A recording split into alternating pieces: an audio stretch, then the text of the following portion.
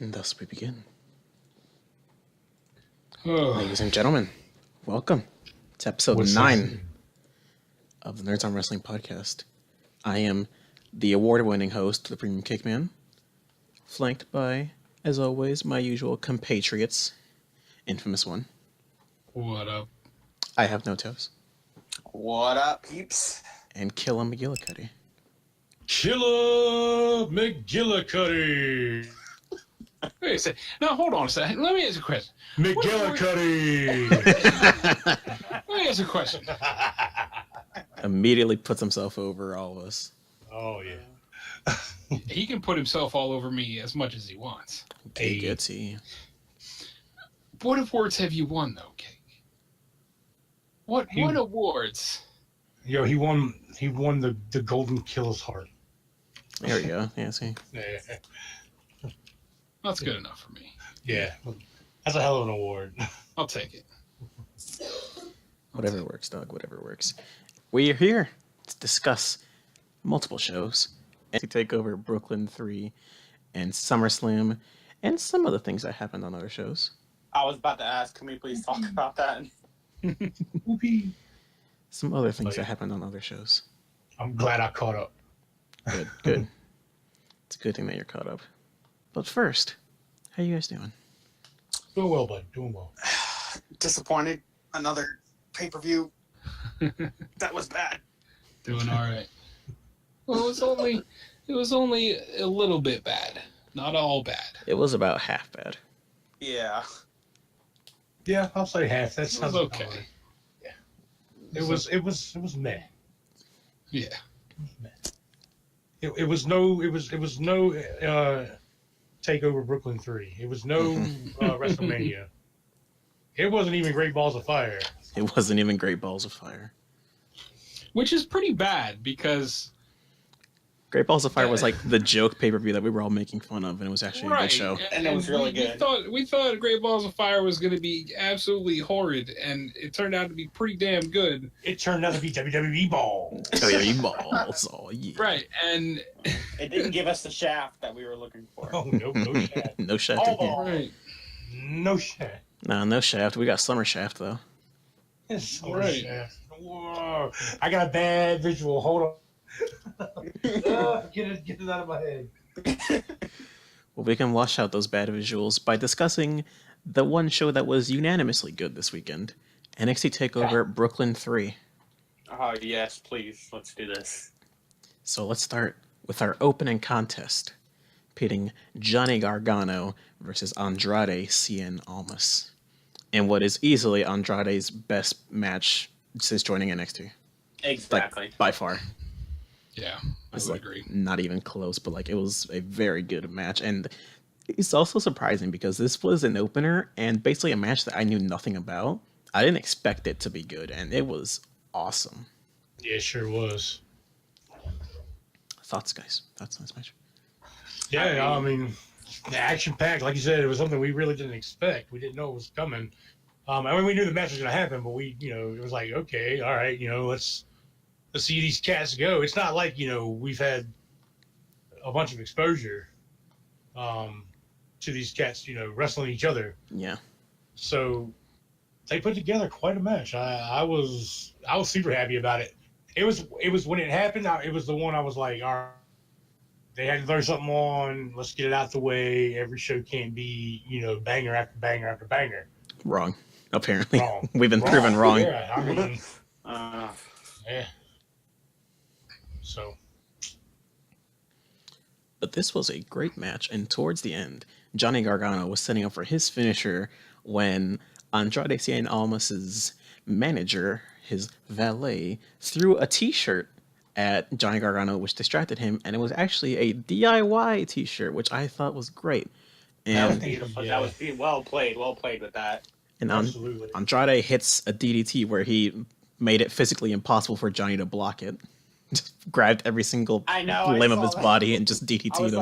I was like, Johnny got the Gargano's pin. gonna go back to being hurt again. Yeah, that one looked pretty nasty. It was a nice move, man. It's funny because I was talking to my wife after. She was like, "How does that even, work?" I'm like, "Well, one of the things about taking moves as a wrestler is a lot of it is on the person taking the move. Mm-hmm. The take takee. The takee.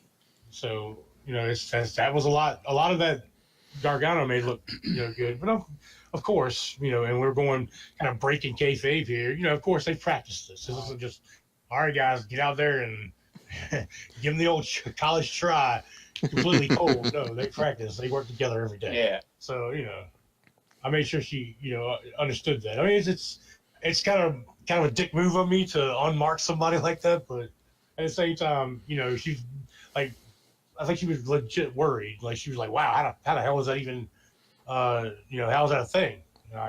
Wait, Killer, you're telling me wrestling is fake? Wait. Wait, wait a minute. Wait. No! Shut your goddamn mouth. You shut your mouth. Why are we even doing a shut show your about this? Goddamn whore mouth.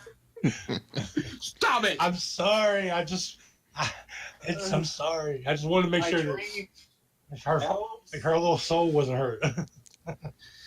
I guess I'll go watch something real now, like Game of Thrones. I can't wait. Listen, man. Listen, man. I can hear you. Don't get me started, man. I'm not gonna say any spoilers in case anybody hasn't watched it. Okay. Yeah. Don't get me started on Game of Thrones. All right. Yo, please don't. I'm already upset with the fact that this season finale. All right. Sorry. Great match. Great finish. My composure back. Thus, Yeah, Johnny correct. Gargano lost this match due to mind games because he was Yes. reminded of the bastard Tommaso Ciampa. And then Tommaso put some sort of tweet out, I think, after NXT that had something to do with the shirt or something, I think. Oh, really? I missed that. Mm-hmm. Well, Tommaso puts out a lot of tweets, and Yeah. all of them about breaking up with Johnny. Yeah. What a bad move, buddy. Evil bastard. All Tommaso over there on that side. Just creeping. Yes, he is. But that was only the beginning for this show. As for the NXT Tag Team Championships, we saw the Authors of Pain defend against Sanity, originally believed to be Alexander Wolf and Killian Dane, but Eric Young played his own mind games by substituting himself for Killian Dane, thus messing up the Authors of Pain's plan. Free bird rule, baby. Love Yep, it. the Freebird rule. Oh yeah.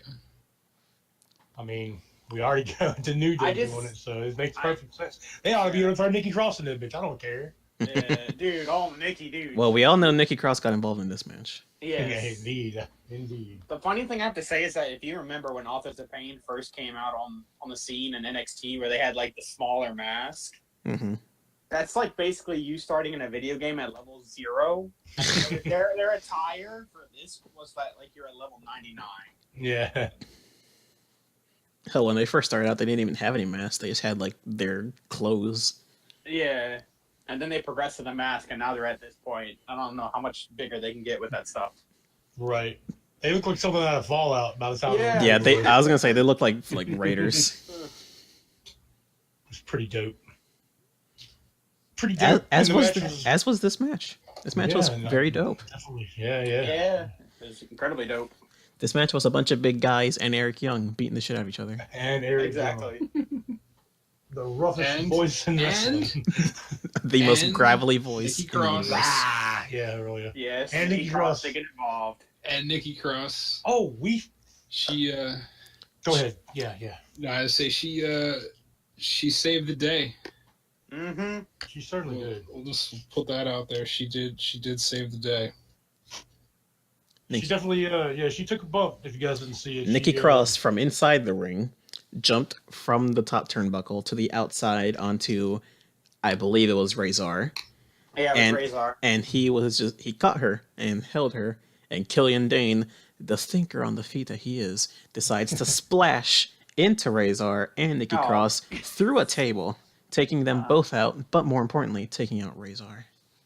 Indeed. Leaving Correct. leaving Nikki. Akam alone in the ring to fall to Sanity, and we crown new NXT Tag Team Champions. And the new. Which is kind of good because, I mean, I'm not going to lie, I'm a big fan of Eric Young. Hmm Yeah. Ever since his days back in the other brands, like I've been a fan of. The other brands. Yeah, This isn't WWE. We can say what it is. We're not gonna name any names. Totally not awesome wrestling. Other But yeah, brands. I'm happy. My because brand. He finally got championship around his waist. I mean, I know it's not a singles title, but it's a tag team title and it's gold, so I'm happy for him. Indeed. A fun match. A very enjoyable match. Yeah.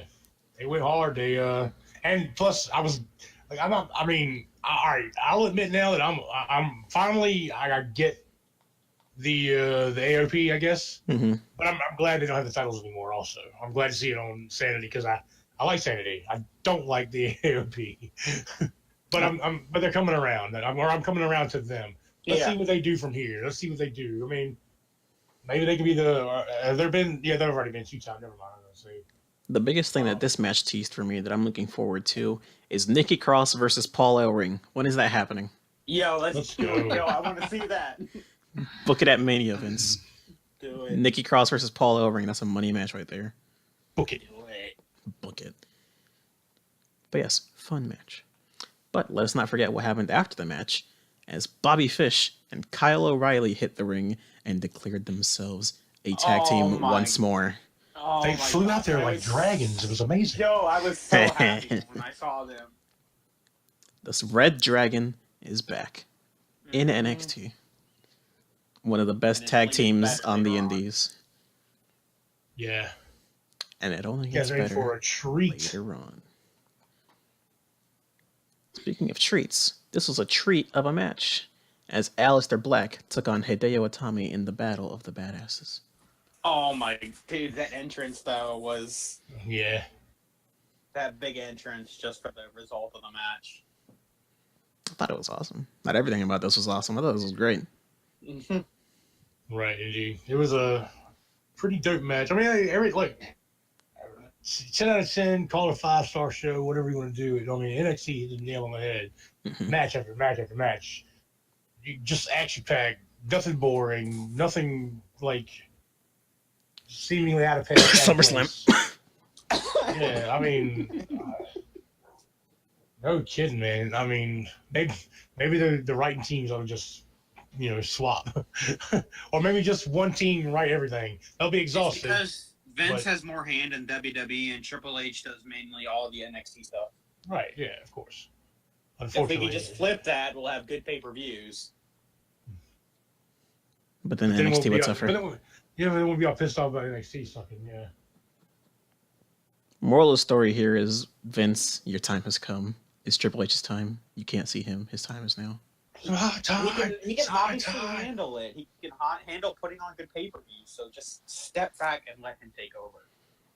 By the way, happy birthday, Vince McMahon. Turned 72 today. Oh gosh! Turns Happy 70. birthday, Vince. Turned 72 Fire today. us. You're older than 70. That's called borrowed time, buddy. Damn. welcome to overtime, Vince. Damn. Another happy birthday wish to SmackDown's #1 announcer, Funaki. Yep. Happy birthday, Funaki. SmackDown And a is belated birthday to one of our co-hosts, Actually- to Dan. happy belated birthday to Dan. Yay, infamous. Happy Thank you. birthday. Thank you very much. I appreciate it. Happy birthday. And cake, too. Very true. Oh, yeah, Kate had a birthday the week before that, right? Yeah. No, like 2 days before, dude. Oh, was it 2 days? Damn. Yeah, it's 2 days before Dan's birthday. Right on.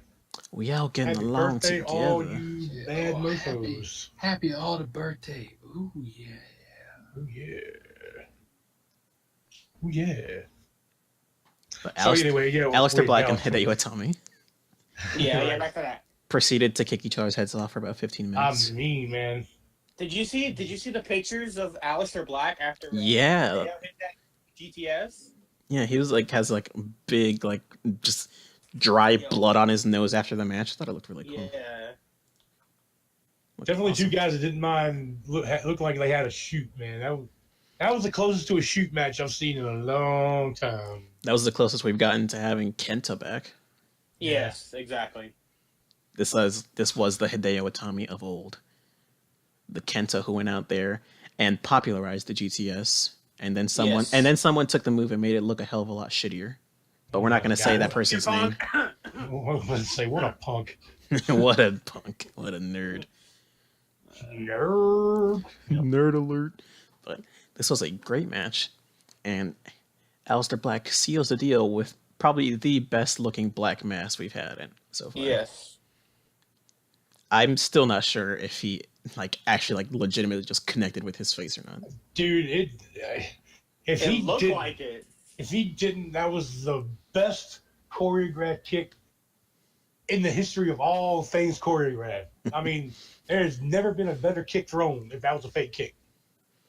In the history of professional wrestling as we know it. Maybe even performance art. Maybe. Now I'm just imagining plays where people are pretend kicking each other. I know, right?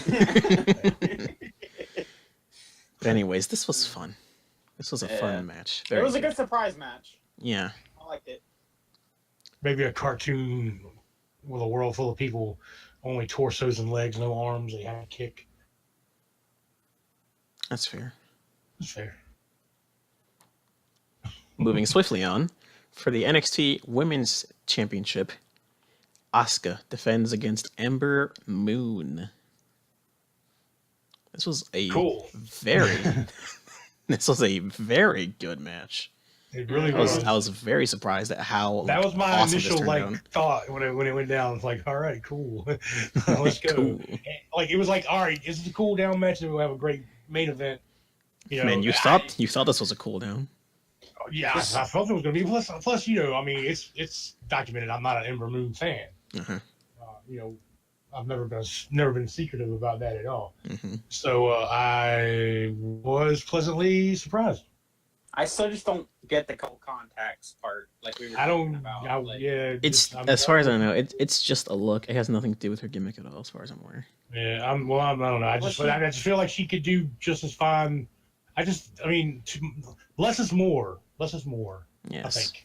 Maybe I should take that on my own advice on that one, but less is more. Yeah. I just feel like without those, she would be fine. It's Ember sort of Moon's like a cool name. The ring attire is fine. I have no problem with it. Her finisher is amazing. Yeah, okay. Yeah, I like the finisher. It's pretty good. You're amazing. Accent or hair? If you have to add, which I think they do this, if you have to add, a color accent or hair, something. Maybe I don't know. Just there are ways and things that do. She's basically taking the Ascension road because now they're starting to use their white contacts whenever they're seen. Well, they've been using those for a year now. I know, but look at where's it gotten them? From the contact store. True. You're going nowhere. No, that's not true. It got them on Fashion Files. That is true. And that's actually done them a lot of good. Yes. With the concert tickets and stealing the pie. It's done a lot of good for them, I feel. Mm-hmm. Relevancy. Welcome back to the TV, boys. Relevancy, thy name is the Ascension. But this match was awesome. And it was all about just close calls and the closest finishes possible. Ember Moon hits easily the best looking Eclipse that she's had on the main roster. Dude, that Eclipse was it was beautiful. Indeed. And Asuka kicks out at 2.999, and Ember Moon has this look on her face of just pure shock and confusion and anger. I do want to put in that Asuka did suffer an injury during this Yes, match. she did. She broke her collarbone. Yes. And the fact that she was able to broke her collarbone but still finish this match and put it on as such a good match, I thought was great. Mm-hmm. I heard I saw a tweet on Monday on Raw, during Raw, that said Asuka purposely broke her collarbone so she wouldn't get called up. I mean, I wouldn't doubt it. She has been heavily carrying that NXT Women's division for as soon as she stepped on the scene. Now, okay, so let's get back to the match. Asuka eventually is able to lock in the Asuka lock after a lot of roll-ups and counter roll-ups and submissions. And Everman taps out in an awesome match. And Asuka still 504 plus day reign as NXT Women's Champion. The main consensus as to what her next contender is, because it's not anyone on NXT, is that the main consensus is that it's going to be the winner of the Mae Young Classic, which, if you guys have read the spoilers, don't tell me, because I want to watch the show. Good. Oh, all I've seen is... Shh. I haven't seen... No, I'm just saying, as the competitors. I don't know who's actually in it. Good. Who's actually in it or not. Or Good. Because I want to go into it to a surprise. But the winner of that, who I'm predicting is Kairi Sane. I'm just saying it's probably going to be Kairi.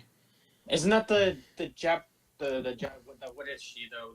The Pirate Princess? Japan? Yes. Yes, Kairi Sane. Yeah. I'm predicting it's going to be her who wins it. And she's going to come to NXT. Are you serious? Pirate Princess?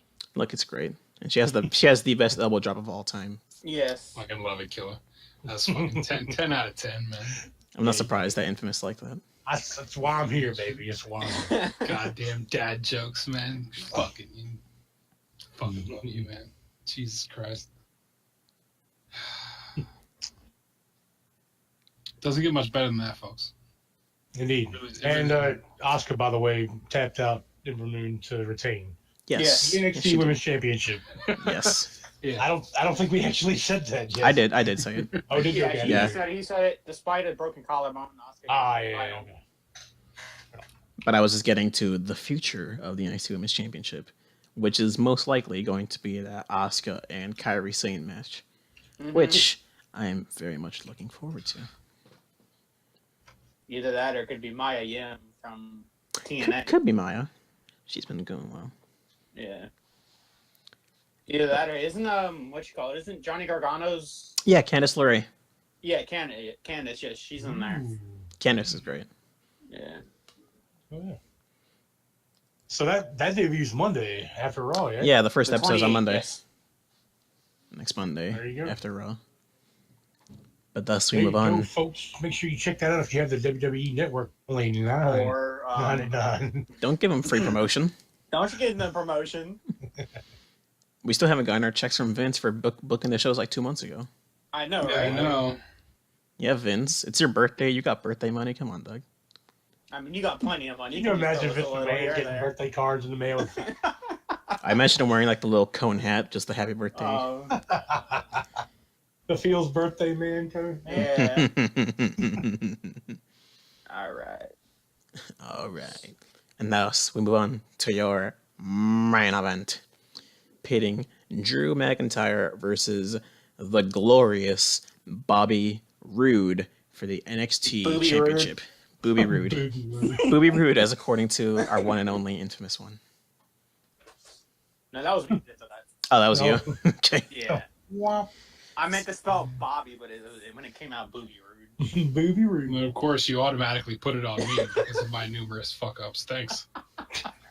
No I mean, worries. last week's episode, you did have trouble with the English language. No, Yes. no. It's just Who's your sometimes... true greatest rival? No, because sometimes you gotta over-explain so that way people don't assume. You gotta over-explain, then people leave more confused than when they showed up. Sometimes you have to. It's all right, man. It happens to the best of us. But yeah, this match was pretty good. It wasn't as good as the other matches, but to be fair, those other matches were great. But this was good.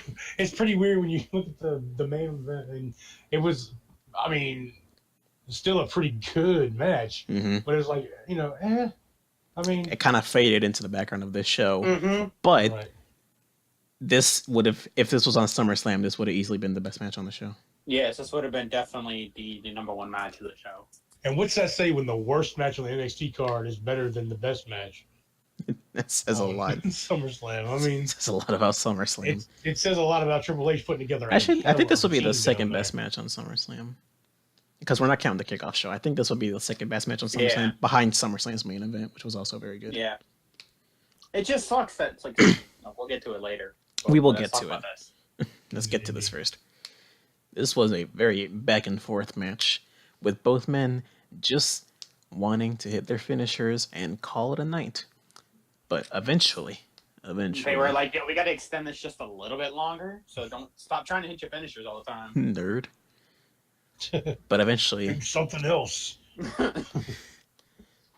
Drew McIntyre busts out the Future Shock DDT and immediately reminds me that, man, the Dirty Deeds is a really shitty looking finisher compared to that. Yes, dude, it is so bad.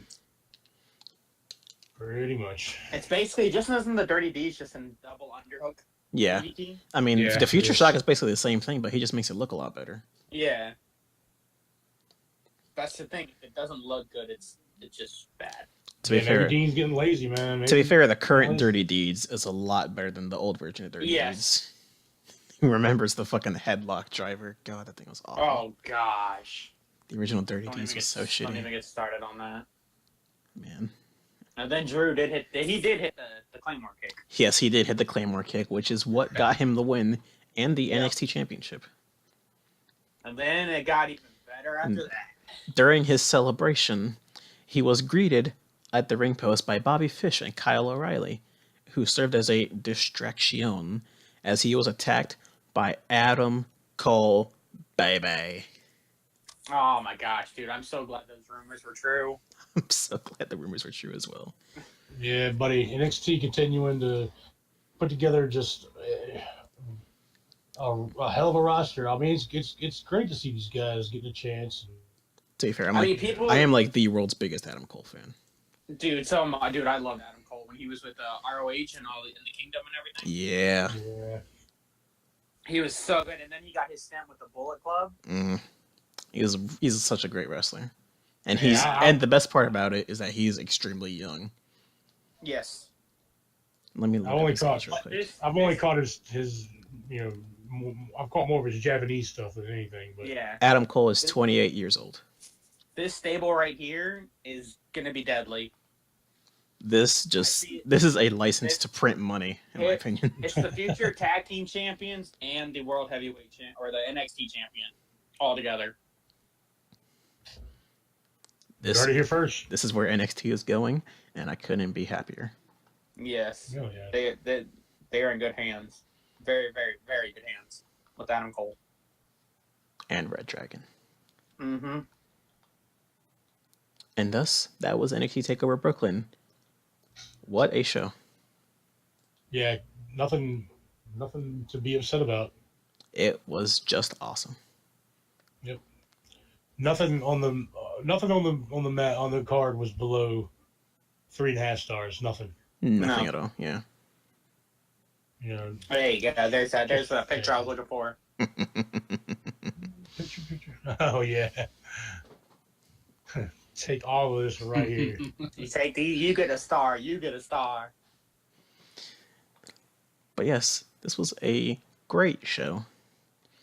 And it's nice to see that the tradition was upheld.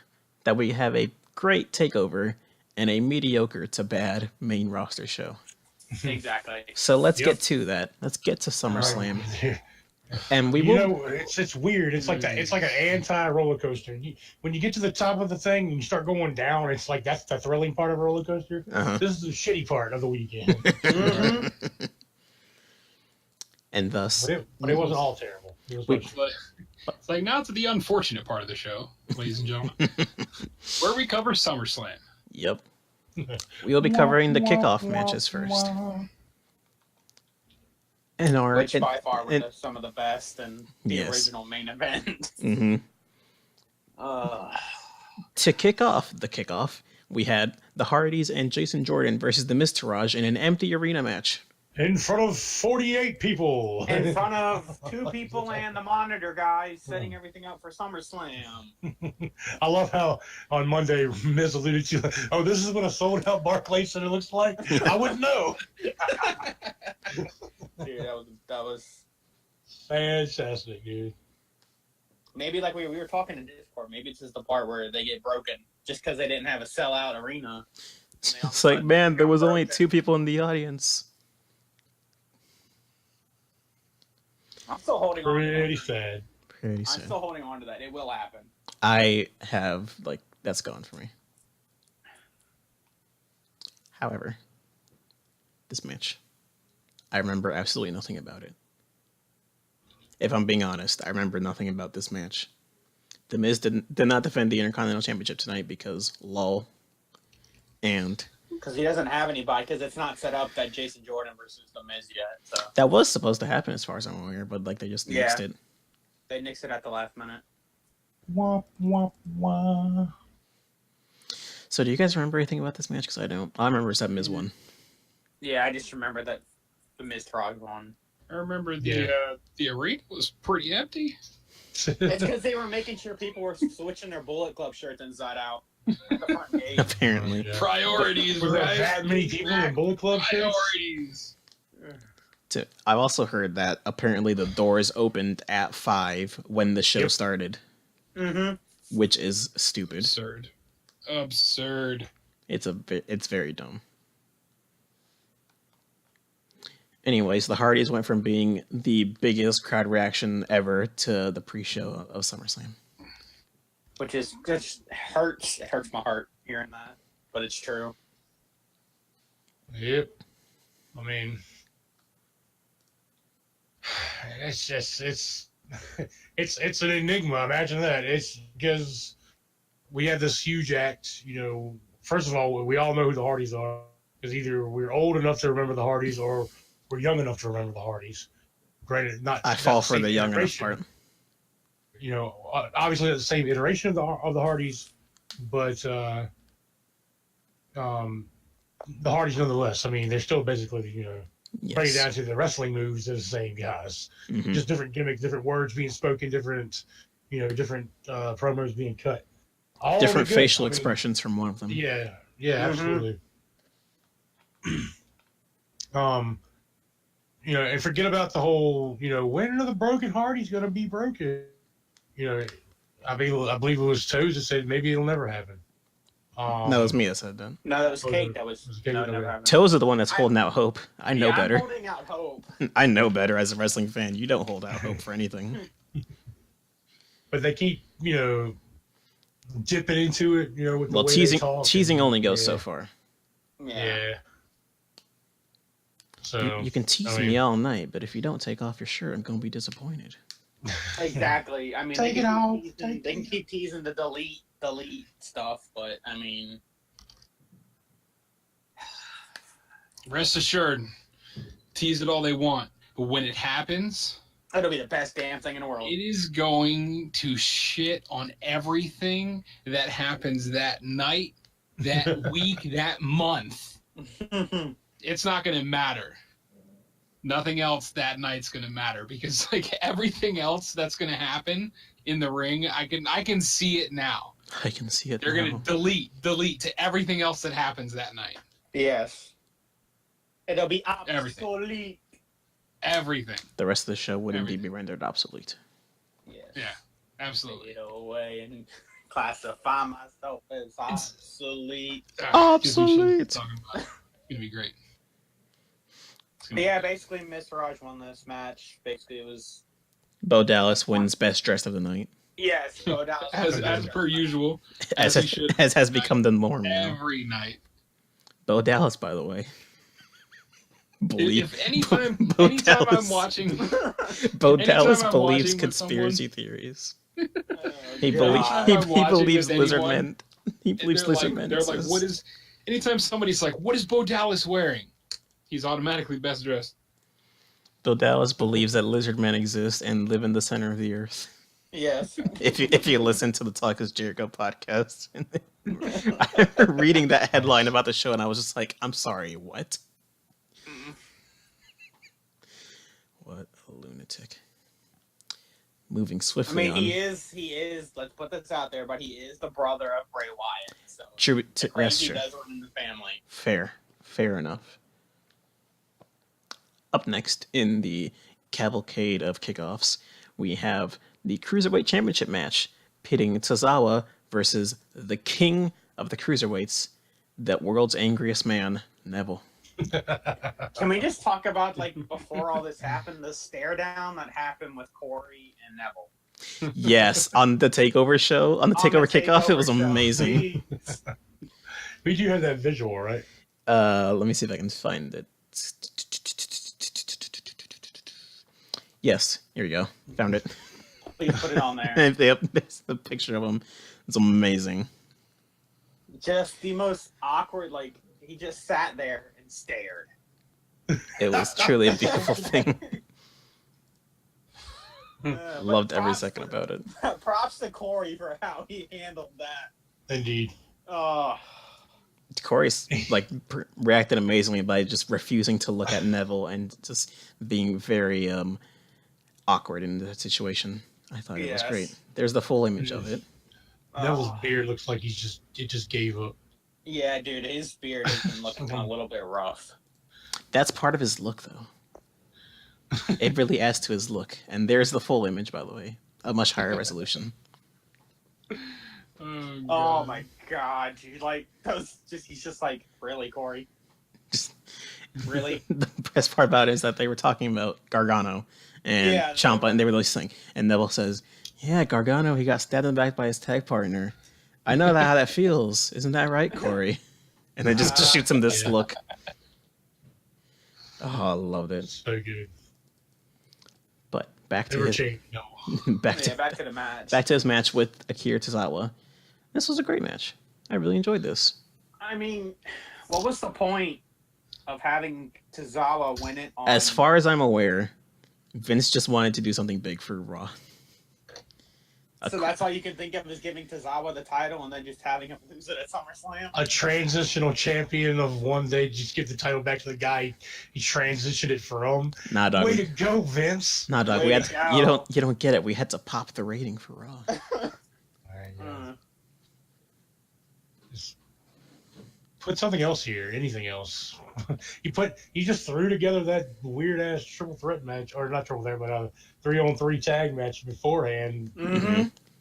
Could have just thrown something else here together that wasn't this match, so that I don't know. Let the kid take it off him at Raw and lose it the next week. That makes more sense. At least to me, it does. That's like back when Kane beat Stone Cold for the title, Yes. and then the next night, Yeah, he lost. loses it. Like, why? What was that even about? Father. There are ways to do it, and that is not it. Exactly. G fucking G. Yep. However, I would say that this, like I said, this was a very entertaining match, and these guys I mean, did great. Nonetheless, Neville's gear looked awesome. He came out in white, and he looked amazing. even Yes. better. Make it for if you beat him, you get another match tomorrow night on Raw, and then when following week, 3 matches, great story. Fucking pay me, WWE. Just Book it. Book it. Kill it. Fucking Kill it. pay me. Rider. man.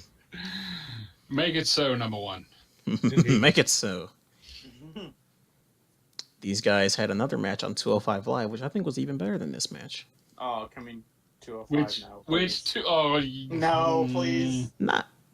We're talking about it. Yeah, we're gonna talk about it. We're here. Oh, fucking Enzo Amore. Enzo we'll get there. We'll get there because I have some choice words about the situation because We're doing it now. We're doing it now. We're already okay, here.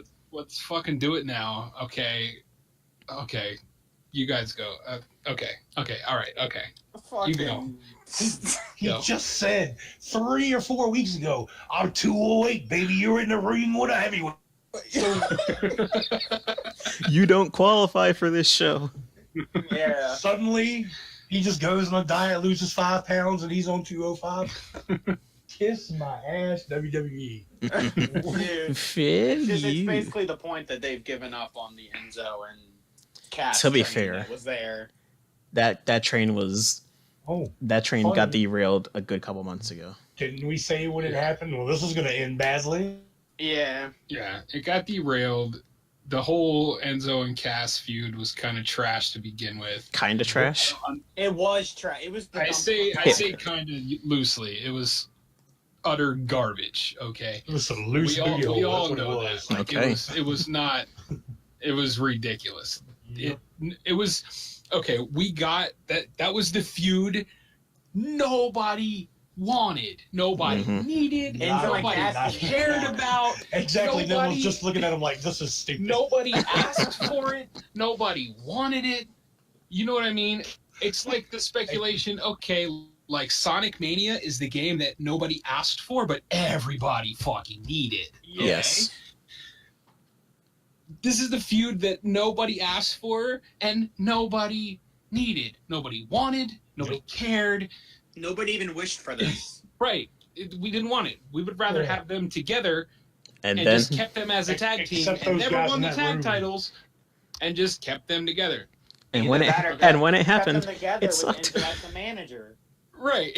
But it's just like, okay. So, but to me, like we were talking about this in the Discord, and I can't remember, like the last couple of days have been kind of a blur to me, but like I know some words were exchanged the other night about it. Did Killa give you some And of I his know goals? I had made mention about it being, it was kind of a downgrade for me in the sense of like, as far as the way the shows, okay, you have Raw, SmackDown, 205. And well, you have Raw, SmackDown, 205, and then NXT, I guess, in the range of shows. Monday, Tuesday, Wednesday.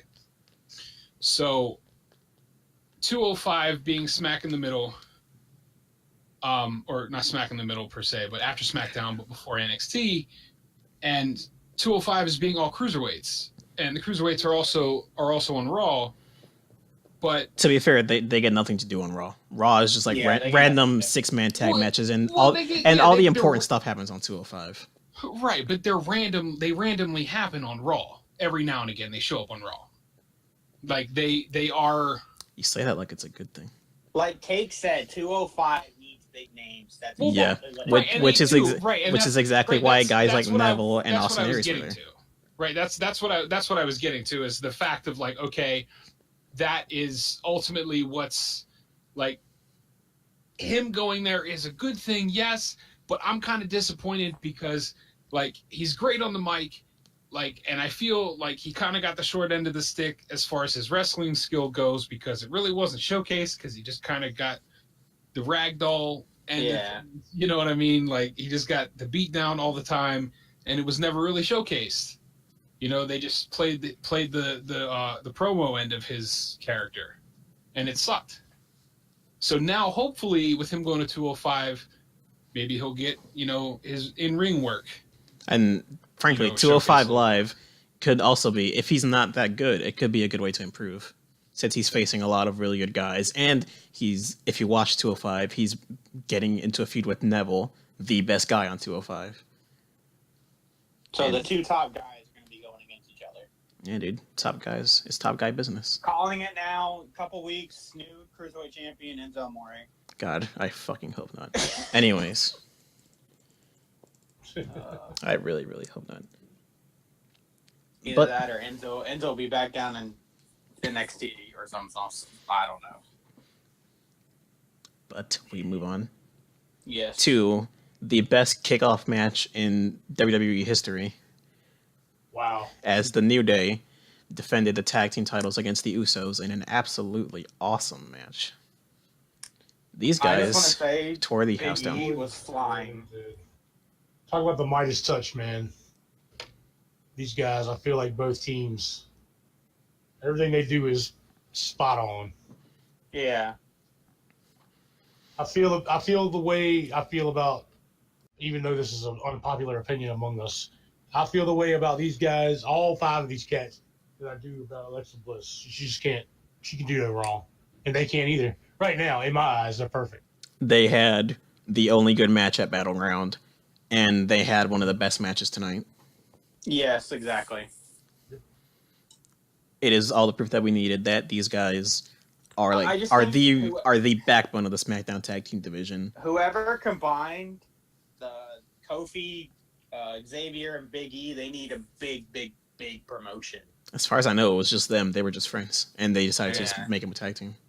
And then whoever decided to turn the Usos into heels, I mean, They deserve a promotion. Bravo, great, yeah. Yeah, they deserve a promotion. bravo.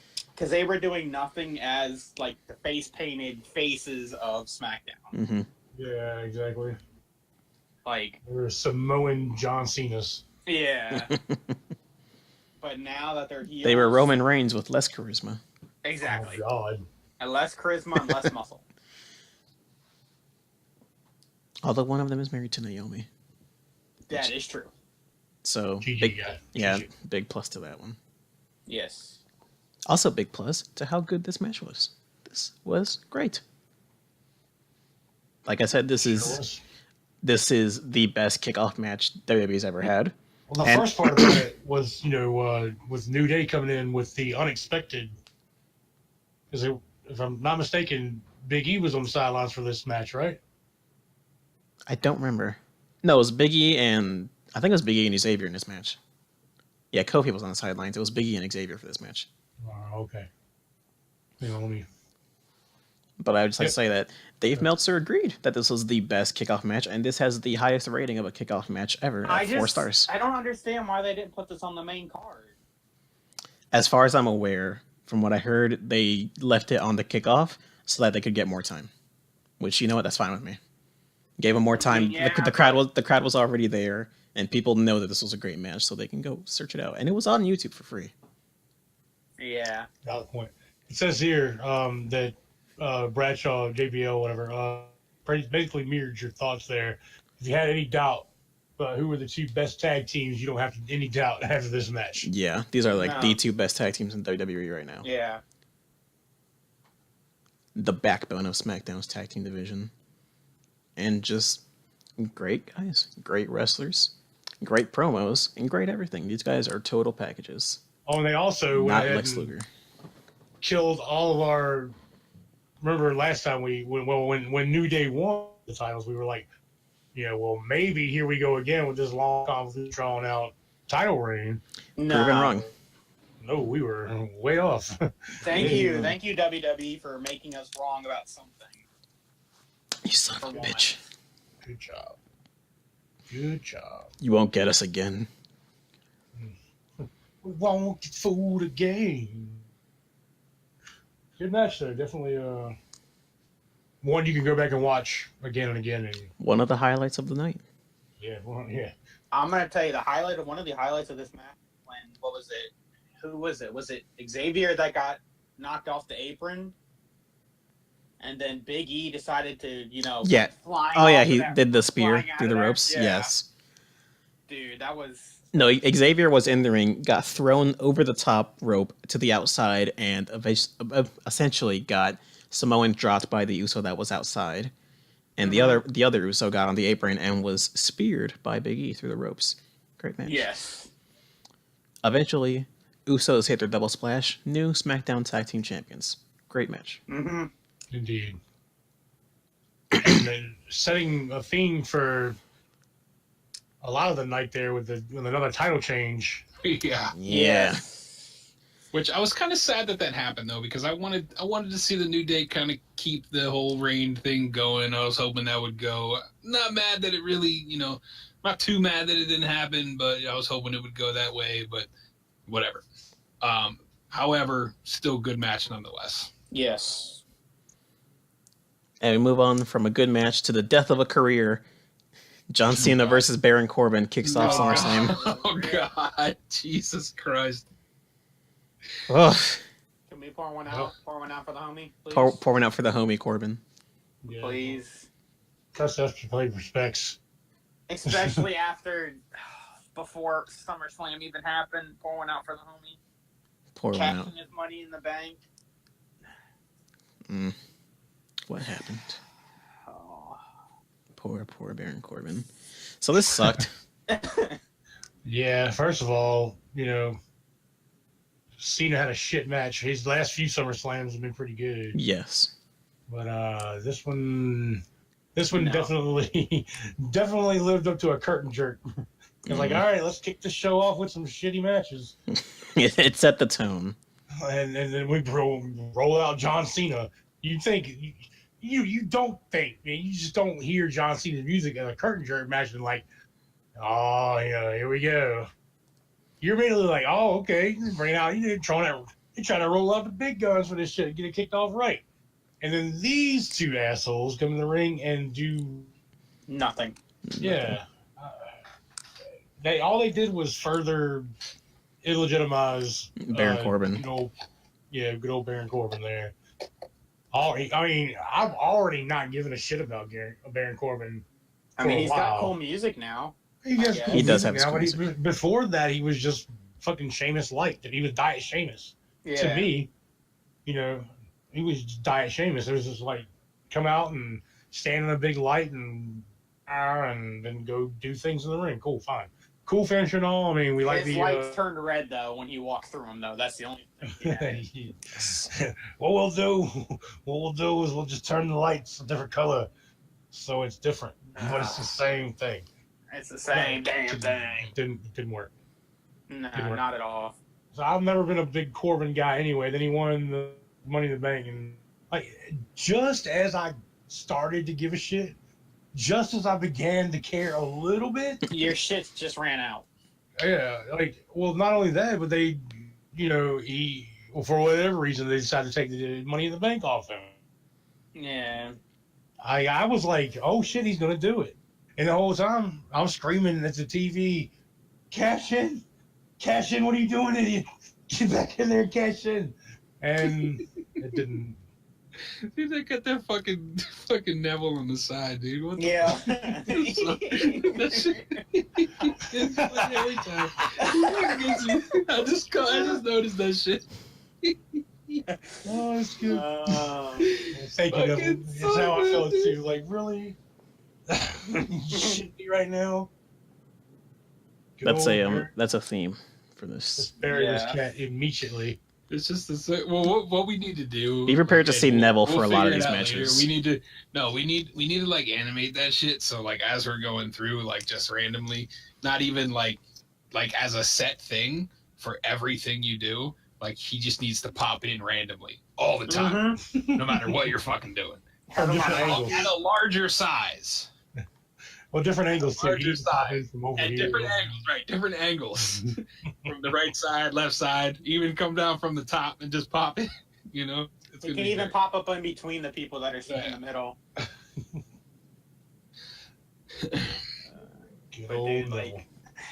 Baron had so much potential because I saw the potential when he first won the Andre the Giant Battle Memorial.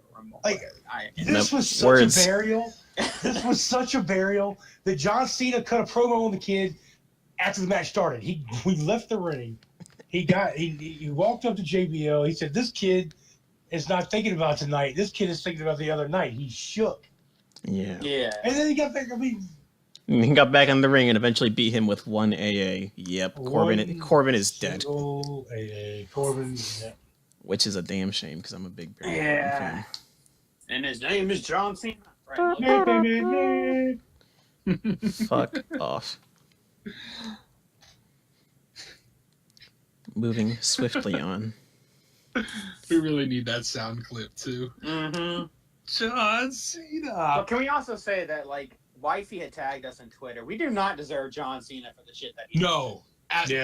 John Cena, the guy, amazing. Fucking John Cena outside of the ring. Real life superhero, man. He is, yes. That video, dude, could not come and let me tell you, Jen, I know you're watching this. That video could not have hit me at a worst possible time. I swear to God. Because with everything I have going on right now, that hit me so hard. It's even hitting me right now. I'm not going to cry. I'm not. I'm not going to do what everybody thinks I'm going to do. I'm not going to do what everybody thinks I'm going to do. As he wipes the tears from his eyes. I swear I'm not going to cry. I couldn't believe when I saw that video. Because you see a lot of things with all the stuff that he does, because I'm pretty sure he still holds the record for the numbers. Make-A-Wishes, yeah. I'm pretty sure he has the record by far. Yeah, he still probably holds that. You don't have to be sorry, Chen. It's fine. I'm just saying, it's just for the sake of the fact, it was at the time. He's got over 500 wishes. But at the same time, it was still difficult to watch because it you don't really stop to think about shit like that because so many people Like you see him on TV, like chanting John Cena sucks to his music, but like that's become like the running joke. Like everybody loves Cena. Yeah, it's just a like, joke. There are a lot of people that I know that legitimately hate Cena because they're tired of seeing him.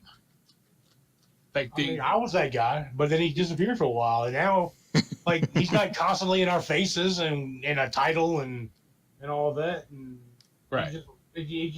He's not as super Cena anymore, and I'm okay with that. Like they calmed him the fuck down, and they replaced him with Roman Reigns, and now I have Roman Reigns to hate.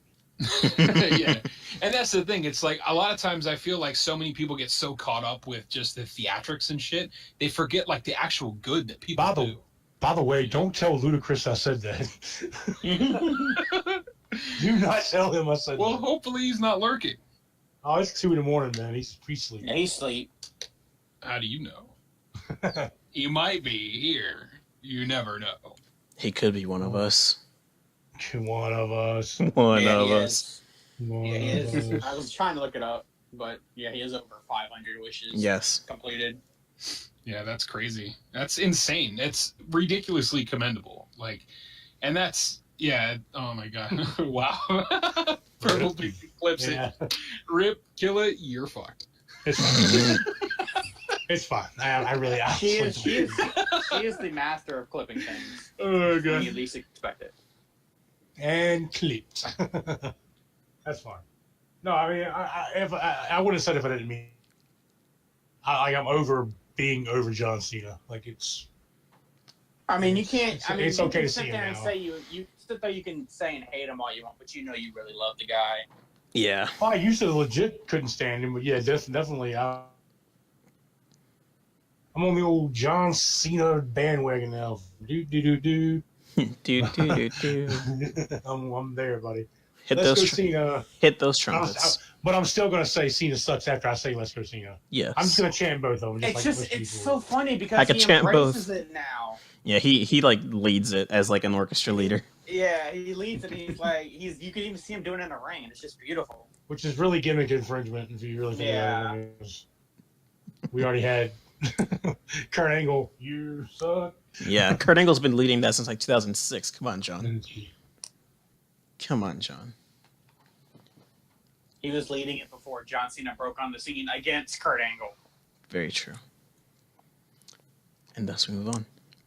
Yes. To the SmackDown Live Women's Championship as Naomi defends against Natalya. Can I ask, is Carmella ever going to cash this thing in, or is she just going to sit there and hold it? She's stalling, dude. That shit is so stupid. Okay, let me talk about that for a second. And you have this clown, James Ellsworth, Let me get a picture. Talking so much shit. It is so hilarious, but that guy is such a clown.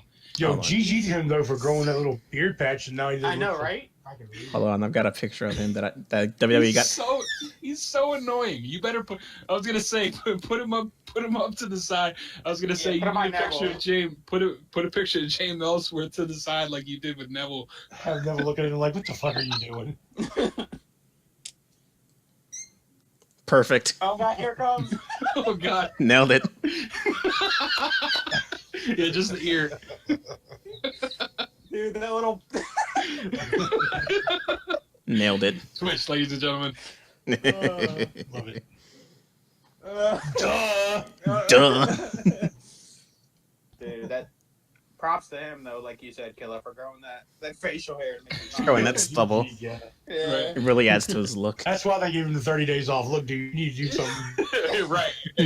Go grow a beard. Do something as fast as you can. It's not working. It's not Rub working. some Rogaine on that shit. We'll see you in 30 days. But it's hilarious though, man. Like I don't know what. Like it's so corny because he's like. He's the worst hype man ever. He does a terrible job at it, but that's part of his character. He's the anti-Flavor Flav. He's an anti-Vanilla Ice. That too. Vanilla Flav. Yeah. That's what we're going to call him from now on. Vanilla Flav. Vanilla Flav. Yeah, boy. Yeah, boy. No, say that, but with a lot less enthusiasm. Duh, boy. Perfect. Duh, boy. Perfect. Book it, Vince. Bucket Vince, Vanilla Flav. Duh, boy. Duh, boy. Oh my god. No, ridiculous. I love it. I just can't even. I don't have any words for that guy. I mean, he's living the dream. He thought, he one day he's just a jobber, or not even a jobber. He's a local indie guy. Mhm. They're like, hey, come in and get your ass completely handed to you by our new monster, and then suddenly, man, the world is in love with this cat, and now he got booked by into, title at least alone, yeah. a superstar. Yeah, that's how he did. He got booked to get his ass whooped by Braun Strowman. Yes. Mhm. And then People liked him enough that he got signed. He got signed and he got booked into a championship feud With AJ's freaking with style. AJ, and then Yeah. he sided with Dean, and then that. Then he turned on Dean, And he turned on Dean. mm, and he eventually transitioned into his role with Carmella, the Big Hog, Vanilla Flav. Vanilla Flav. Duh. Duh, boy. God, WWE should hire us for the creative team. New host alert. Duh, boy. oh my god. Yo, WWE, where's our creative checks? We would book better shows than SummerSlam on a weekly basis. Absolutely. Yeah. Shit, I mean, pay us to sit here on Discord for 2 hours a week, putting together a bunch of shows and matches. Like, come on. Shit, we could throw together a week's worth of matches. Yeah, we in could 2 be hours. the new booking committee, dude. Yeah. Mm. All right, we kind of got off subject with the. Yeah, we haven't told. Yeah. We told We that haven't easy to talked do. about the match. match at all. Yeah, we should talk about this match. Thanks, James. Thanks, James, Sonic. you had to go and ruin everything. VF, Mr. VF himself. Mr. VF. Duh. Duh. All right. Basically, it was a good match. It was Yeah, good it was a match. solid match. I'm glad Nice. Natty finally has A championship again. championship under her belt. Because, no, she has won the Divas Championship a long time Yeah. ago, back in like 2011. Yeah, but it was 7 years since then Yes, that she had true. won. So finally, she has a legitimate women's title. Yeah, the SmackDown Women's Championship. Yeah. It looks good on her as well. Mm-hmm. Not this glowing thing that Naomi has. Not this light up abomination. It's like Light a up giant toy. glow stick. To be fair, it fit her, but like, it was like the John Cena spinner belt. It worked for one person, and it looked stupid on Yeah. everyone else. Yeah. Oh, the spinner belt. How was that around for Wait, That so whole let long? me fucking ask you era. this. Which spinner what are we talking about? The first U.S. one or the Both. championship Yeah, one? Both. definitely. That was in the whole era of the spinner belt and the fucking The Doctor of the G unit. Thugonomics. Well, that was the whole G unit spinner piece era and all that shit Mhm. too. G unit. Oh God, those were the days. Yes, spinning. Rims was spinning. Title belts was spinning. Necklaces was spinning. Everything, man, just rotating. If it exists, make it spin and put some diamonds on it. Boom. Yeah. But like I said, Welcome to the mid 2000s of hip hop. yes. I'm reminded. I'm not In going to say wrestling. the tagline of the bit, but I'm reminded of the Chris Rock bit where he's talking about putting spinners on his toaster. Oh yeah. You know what I'm talking about. You know what I'm talking about. Say what he said, but you know what I'm talking about. They spinning. But again, congrats to Natty. Congratulations to After 7 Natalya. years, Yes. finally, a Hart has the championship belt again. Mm-hmm. Natty. Speaking of Natty, man, is Tyson Kidd ever gonna get any better? No, Or is he- he's No, done. I'm pretty sure he's officially retired. He's done. He's that neck injury. Who do you stand it as? What? Because I know it was in a ring. He was in a match with somebody. And Oh, he got it from the Muscle Buster from Joe. Yeah, the Muscle Buster from Joe. That's why Joe can't do the Muscle Buster anymore. No, it's not. He still does the Muscle Buster. It's just that was just considered a freak accident. And it's a thing of, I'm pretty sure his neck was already in bad condition. That just like was the straw broke camel's back, basically. Yeah. But yeah, Damn he's, shame. It's He's a miracle. done. It's a miracle he's alive. I'm glad he doesn't wrestle Yeah. anymore. it's a miracle he could move. Yeah. because those type of spinal surgeries have the high risk chance of leaving you paralyzed. Yeah. Back to the match. I mean, it was a match. It was good. I mean, it wasn't bad. It wasn't great. It was Mhm. a match. It was placed properly on the card. It was a proper amount of time. Not mad at the outcome. Nobody should be mad. I mean, good job, ladies. You did your job. You did your job. Let's Mm-hmm. yeah. And then the thing happened. What thing specifically? Wait, The next match. Oh, okay. Yeah, the next match. All right. I was gonna say, Making wait, what? sure. As our next match, we had the Big Show versus Big Cass in an Enzo Amore on a forklift match. The big waste of time. Yes. I mean, I get it. Arcade, man. It's Getting getting old, man. It really is. It's getting old. It was old in the 80s. It was old when they brought it back for Paul Ellering. Was it earlier this year? Or was it like It was Jericho versus it wasn't. Yeah, it was somebody versus Kevin Owens with Jericho in the cage. no? There was before that though.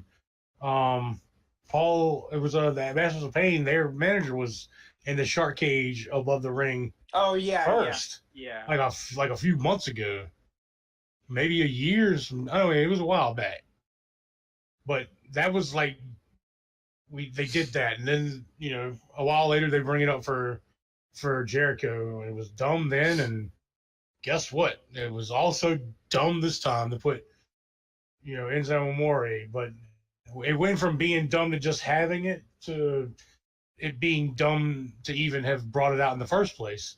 As we continue discussion about this match, feel free, whoever, just give them the recap. We'll talk about the. So this was dumb. Yeah. It was dumb. Yeah. I mean, it was. So this did nothing for anyone, quite frankly. If we fast forward a little bit towards the ending. Except for make Enzo look pretty ridiculous. Yeah. Well, that does. I mean, he does that on his own. Baron Corbin was lonely down there in Fuckville. Baron Corbin was lonely down there in Geek of the Weekville. And I mean, everybody needs a hype man. Who better than Enzo Amore? So the ending made Enzo look really stupid. Yes. Enzo takes all of his clothes off and apparently has some lube strapped to his leg, which he pours all over himself and shimmies through the bars of the cage. Eventually drops down into the ring and gets immediately knocked the fuck out by Big Cass with one kick. Cass then kicks Big Show, pins him. Big Show kicks out, so he kicks him again, hits the Empire Elbow, and wins. This did nothing for anyone. All it proves is that Enzo's stupid and Big Cass can beat up Enzo. Greased up dumb guy. Yeah. Look at this greased up idiot. Let's put some fucking pillow feathers on him and call him a chicken. Exactly. Like, this was just. This made no one This look was an good. unneeded match. Absolutely. And from what we saw on Raw, this is now over, as Big Cass has suffered an ACL tear and will be out for up to 9 months. Look at that. Great job, guys. Give our last memories of these guys, It was a shark cage match and that match on Raw that ended halfway through. set it on fire for all of us. Appreciate you guys. I mean, what a big waste of time. The best thing about the match on Raw is this tweet I saw that said, the injury is real because Enzo won the match. Yeah. True story. Man. And this is the reason, like, that injury is the reason that Enzo's on 205, because frankly, what else is he gonna do? Yeah, he can just be another manager for somebody else. Be out there and at least on 205, he can still.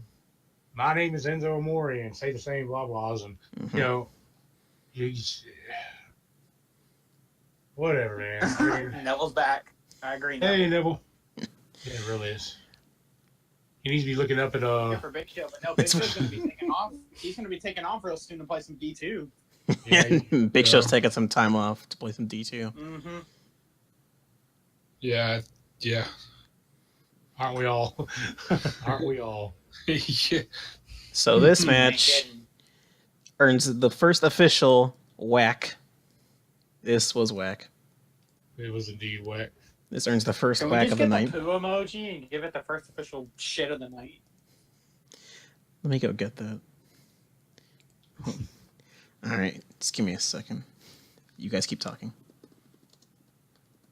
Yeah, Basically, this match was unneeded. Like, it was like, what was the match we were talking about before? Everybody, or the feud that nobody wanted with Enzo, Yep. Enzo and Cass. Like, nobody wanted, but they gave it to it. They shoved it down our throats anyways. another super shitty part of this match, and I'm reminded of, is the fact that the whole time Amore's up there just blah blah blah blah. He's just running his mouth. And we like you can't. Oh, yeah, that you was can't hear what annoying. he's saying. You can't hear what he's saying. You know, you just hear him fucking rah rah. It was also very I mean, annoying. if you wanted to, just strap one of them damn wireless mics up there if you want to hear him talk that much. But I might have been okay with it if I could have Enzo talk shit the whole time to Cass. I mean, because at the end of it, it would have been like, haha, you got what you deserved, getting your head kicked off for talking all that shit and then trying to get out the cage after Big Show's There over. we go. There we go. There's the first big shit of the night. Well, it's also the fact that Well, it's the big shit. the simple fact that they like this match is exactly the same thing that we've been seeing week after week anyway. Mm-hmm.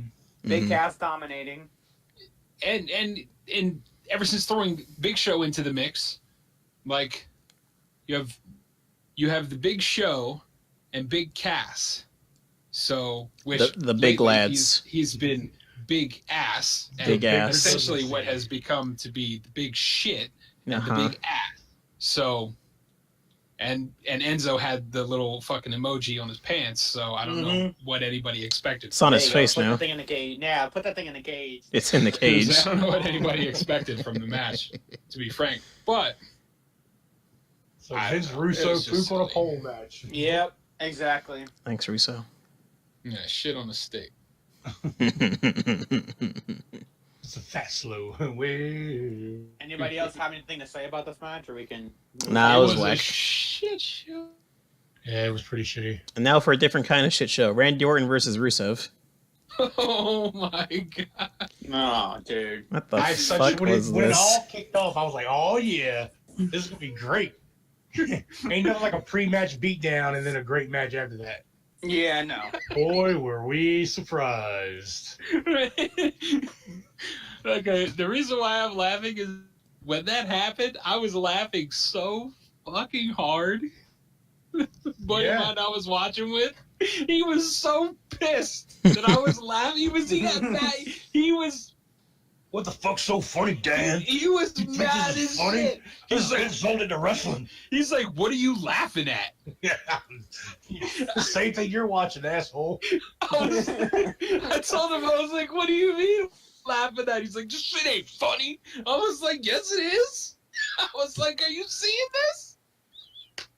It This shit is was. so funny right I now. laughed too, but it's funny because it's bad. It's not funny because it's funny. I mean, No, it is too, but it's not. It's Like, it's I funny like because it's Randy Orton. sad. It's funny because it appeals to all the like It's all comical. the really it's Like, I it's stupid. yeah, like, there's in a filler. there's a big old poop and there he is. Thank you. I was about There to he say, is. Thank you. I was about to say, where's Neville? he should be here for most of this. Like, Neville it's is- If you clearly- notice, it's by the way, clearly quick filler. thing. This Neville is bigger than the other Nevilles. Mm-hmm. Thank you. A larger, more prominent Neville showed up to let us know. Yeah. We still don't know what the hell is going on here. This is the shittier shit than the previous shit. So Yes. bad, man. So, but this is the thing, though. Like, this was clearly filler, but at the same time, like, it's not. It wasn't. There's like, a correct way to do filler. right. And This was not it. This was not That it. was absolutely not it. No, Here's not the at thing. all. I am a fan of Randy Orton, and Mhm. to my detriment, though, I get a lot of shit for that because everybody's like, "Oh, because Randy Orton is just like John Cena, like he's been around forever, like he's had his time, move on, whatever." I don't give a shit about all The that. evolution of tattoos is what I I was like. Well, and that's the thing. I like Randy Orton, and that's one of the best parts about it. I love his fucking tattoos. I think he's got some of the best tattoos like in WWE. Like I think that's Quick side note, if I may. But even Quick, like little side note that has nothing to do with Yeah. this. Rusev's WWE.com picture is very old. Like, like this is the picture I got from WWE.com. This is like from 2 years ago. He still has long hair in this. Yeah, he still has his long hair and like the goatee. He looks nothing like this anymore. I'm sorry. Yeah. Carry on. Nice. Well, there you go, Vince. Yeah, Sort it. Vince, update your fucking WWE.com nerd. Sort it. We know you're the one. Sort it. We know you're the one running WWE.com. Update that shit. Yeah, I know. Anyway, you were saying Can't again fool about us. Randy Orton. But yeah, I mean, you know, I like Randy Orton. But people give me shit about it. And, you know, whatever. That's fine. But I dig the RKO. And I think it's funny as shit to watch when things like that go down. And especially how they draw it out. You know, they want to show you... I can't remember if they did the replay or how many times they did the replay. But I know sometimes when they do that quick RKO out of nowhere, they'll show you like 9 replays. They'll draw it out for about 10 minutes. Oh, he came out of nowhere. And I don't know, and totally veering off of this subject to the next subject, I don't know what the fuck was wrong with Maggle Cole. Maggle, man, he was terrible something was tonight. wrong with him. Oh, Maggle. I don't know if him and I were just kicking it for too long and, you know, Maggle fucking got our into my- words sideways. He got into my bag over here. Apparently, We were messing up was our RVD words too backstage? much. I don't know. Whole Maggle Cole. And then Michael Cole showed up, and well, he started rambling, and nobody really knew what the hell he was talking about.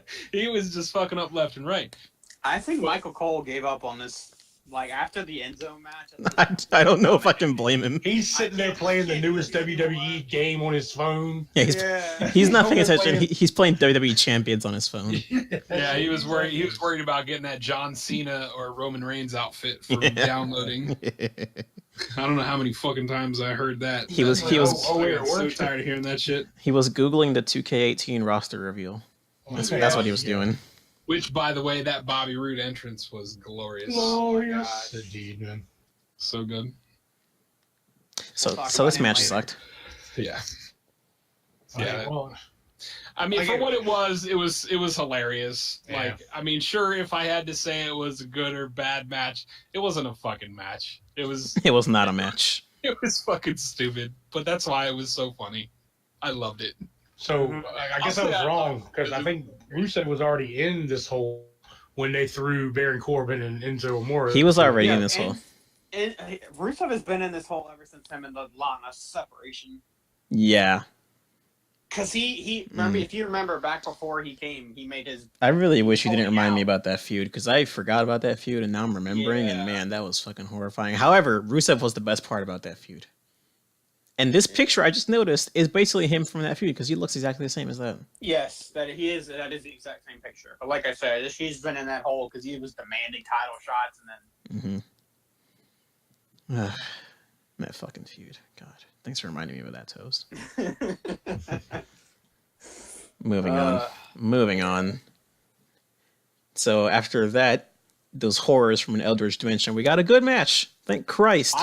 Alexa Bliss versus Sasha Banks for the Raw Women's title. Hi, Alexa, we love you. Alexa, we love you.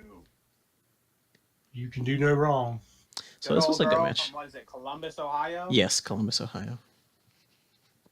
I like Sasha too. I mean, I can't say anything bad about her. I just can't get behind Sasha anymore. I mean, yeah, she's from Boston, but I can. still, just Okay, we heard that. Infamous. yeah. That's what I'm trying to talk over you. Because I heard what you said. Down, boy, heel. Down. But I'll get behind Alexa Bliss first. Yeah, but the thing is like Sasha. Yeah, I just don't think she's that sound in the ring. I feel the She exact just opposite. sound- Okay. I feel like Sasha's a little more sound than Alexa is. Yeah, that's what I was gonna say. That she's better in the But ring I than feel Alexa. like they could both. I feel like they both have room to improve. If we're being fair about this, Sasha, Doesn't everyone have Char- room for- Charlotte, Becky, Alexa, Bailey have all had their best matches against Sasha Banks. That is not a coincidence. Yes. Right. But and that's where I'm gonna say that I think, Sasha Banks is phenomenal. But she takes too many unnecessary risks. Yes. Yes. Agreed. That's my problem with Sasha Banks. But Yeah, I mean, I see that's you have to, you can either be a super safe, boring wrestler that's reliable and always there, be Sasha Banks and take a chance and make your shit look amazing and maybe get hurt. Maybe.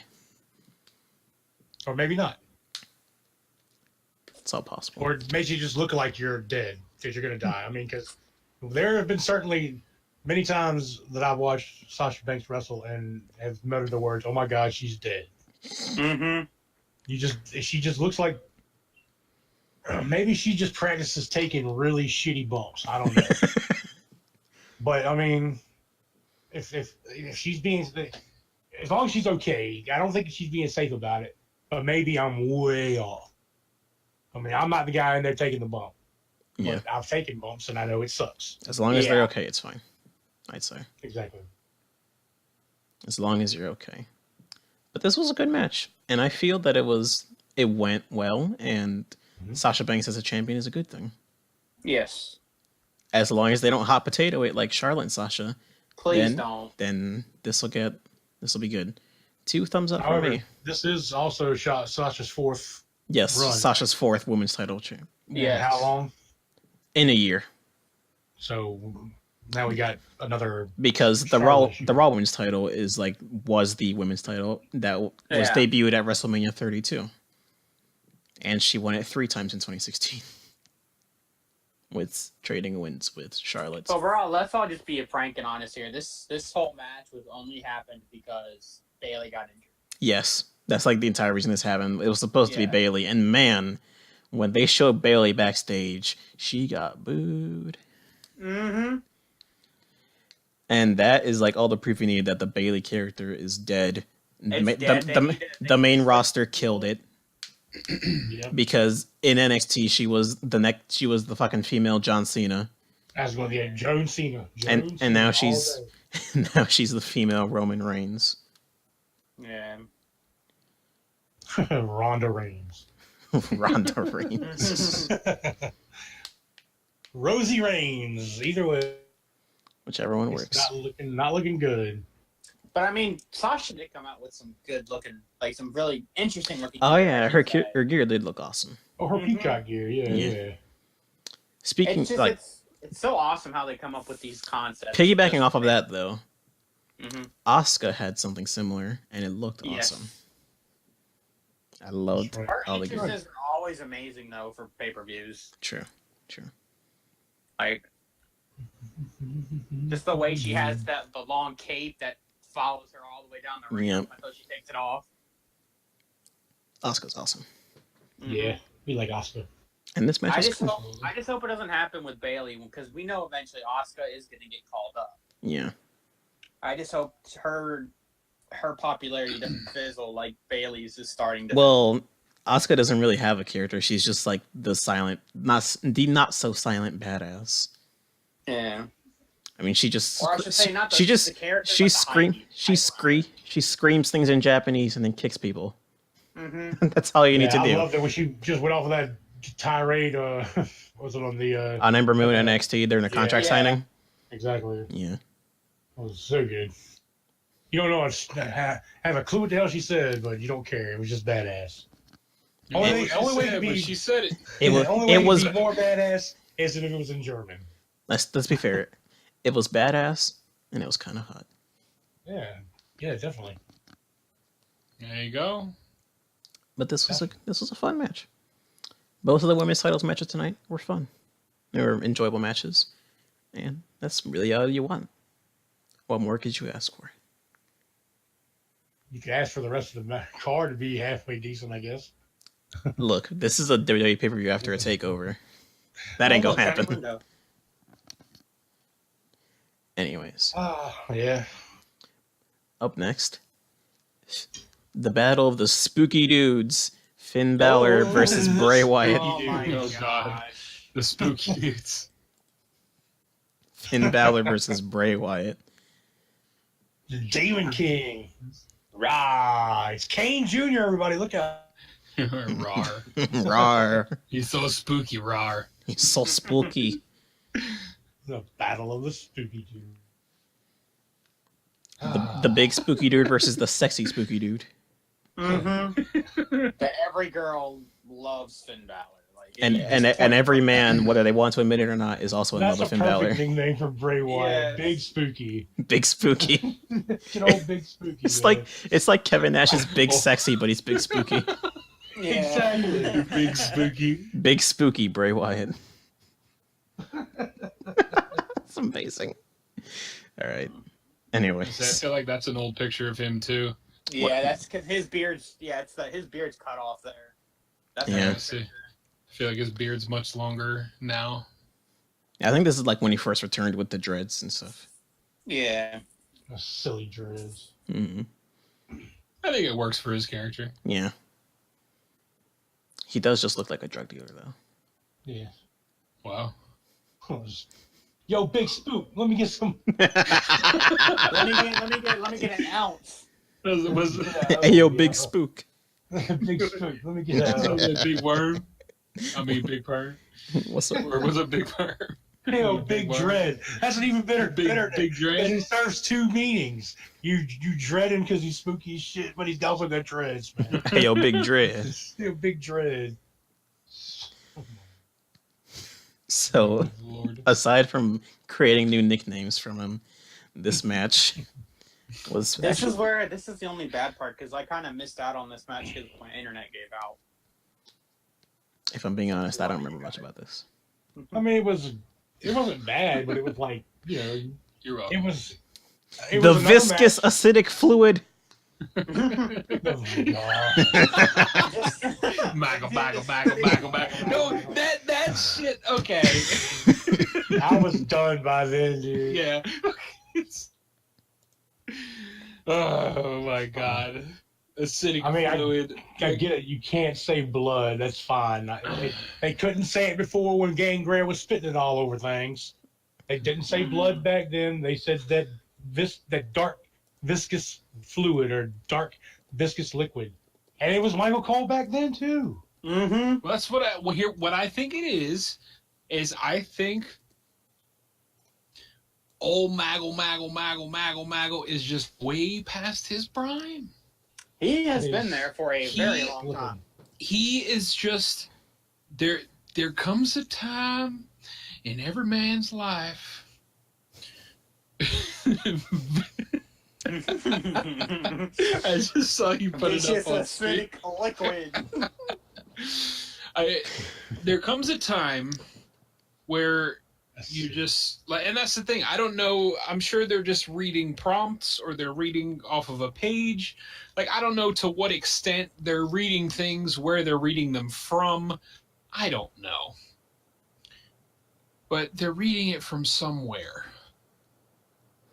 And it sucks. He's just fucking it up, man. Acidic. That's just. Poor Finn Balor with the acidic liquid poured directly on his bare skin. On his bare look, skin. On his fine. bare skin, He's fine. Oh no, not the viscous acidic liquid. Whatever shall I do? And I guess to be fair, like. By the way, it was strawberry glaze, guys. Just yeah, it was strawberry. It was strawberry glaze, like Right. strawberry glaze. And that's the thing. I mean, it's probably not like. Maybe he meant like acidic, like. He was the delicious king. Acidic content, like, orange juice is acidic. You know what I mean? I don't know. Maybe give the guy the benefit of the doubt. He didn't mean like acid. Citric like, acid. burn through your Citric skin. acid. Anything with that. He's being covered in vitamin C. Exactly. Like red vitamin C fluid, I don't know. He's a walking, talking gummy now. Mm-hmm. There's melted down gummy bears. It's all good. It's fine. Exactly. I mean, who knows what's going on in that little maggle brain of his? Who knows? Maggle. Because that's every time I see that guy, that's all I think of is Maggle. Because every time they show him, because it's so weird having the announce table up there. Because when they show the cuts up there and they're all facing us, you see how tight their pants are, and that's just weird for me. That's just weird for me now because it's awkward. So, I'm not used to that. That's such a specific thing. Especially Corey Graves. He's got some tight fucking pants. Super tight fucking pants. He's the tightest pants wearing motherfucker out of all of them. Well, now I know what your priorities are for watching Raw. It's not even my priority. Like I could like this was like, hey, Corey Graves, he's got some tight fucking pants. Okay, all right, okay. I think I know where you're going, and I fully agree. Okay, Corey Graves, like the first thing I noticed with that guy, because his hair is always like way too perfect. Mm-hmm. I think everybody can attest to that. Like, and it's always the same hairstyle. Yes. I mean, he's got some awesome tattoos as well. But, like I said, them pants the way though. They have those, right? Them pants though. Exactly. Okay. Here's my thing though. Anybody who knows me will know one of my main mottos, because I have a few. Fuck pants being the mainstay of my life. I don't like them. What I really mean is fuck pants. I do not like them. If I have a choice, it will be basketball shorts, day in and day out. Man, now you're making me imagine Michael Cole in basketball shorts. I don't have a pants fetish, Toes. You do not put that in chat, you motherfucker. I do not have a pants fetish. But that's what I'm saying, though. When they're all sitting there and they're on the entire screen, my 32 inches of television in front of me, how can I miss it? 32 inches of television with 3 announced broadcasters, all of their pants spanning the width of my television. I can easily say I have never noticed their tight pants in my life. You never noticed? Oh my god! All I can focus Jesus on Christ. is that Michael Cole looks like a robot. That's all I can focus on. Michael Cole looks like a robot. Michael Cole looks like a robot, but you've never noticed Corey Graves' tight fucking pants. No. It likely never had children because Thank you, Toes. No, we have not. Myself and Toes have not noticed Corey Graves' tight fucking pants. And Kill's never Jesus Christ. I guess I'm solo dolo on this one. Jesus. Well, fuck you. Oh, no, look, I'm not totally looking at the pants, but I have noticed that Corey Graves does wear some very tailored, very form-fitting clothing. Okay. I'm getting on Toes. I'm getting on Toes' side with this. Dan has a pants fetish. I'm getting on Toes' side. So here's the thing. Okay, here's the deal. Okay, I don't gravitate towards the male lower body. Okay, that's what you're implying. All right. Okay. Area. Okay. I'm not looking at the dick. If that's what you're implying. If you want to, go ahead. He's got some nice legs. You can see him through his tight pants. No. Here's what I'm saying though. The tight pants really accentuate the thigh muscles.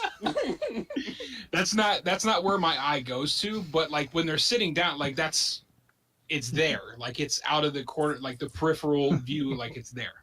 Right? So they're sitting, it's there. Like I notice all of things, all of everything everywhere.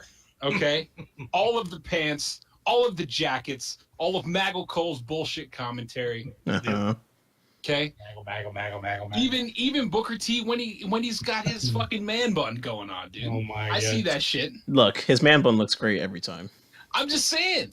You can respect when a man wears his dreads in a man bun. Yes. But I can't say. That's what Bray Wyatt should do next time. Oh his dreads in a man bun.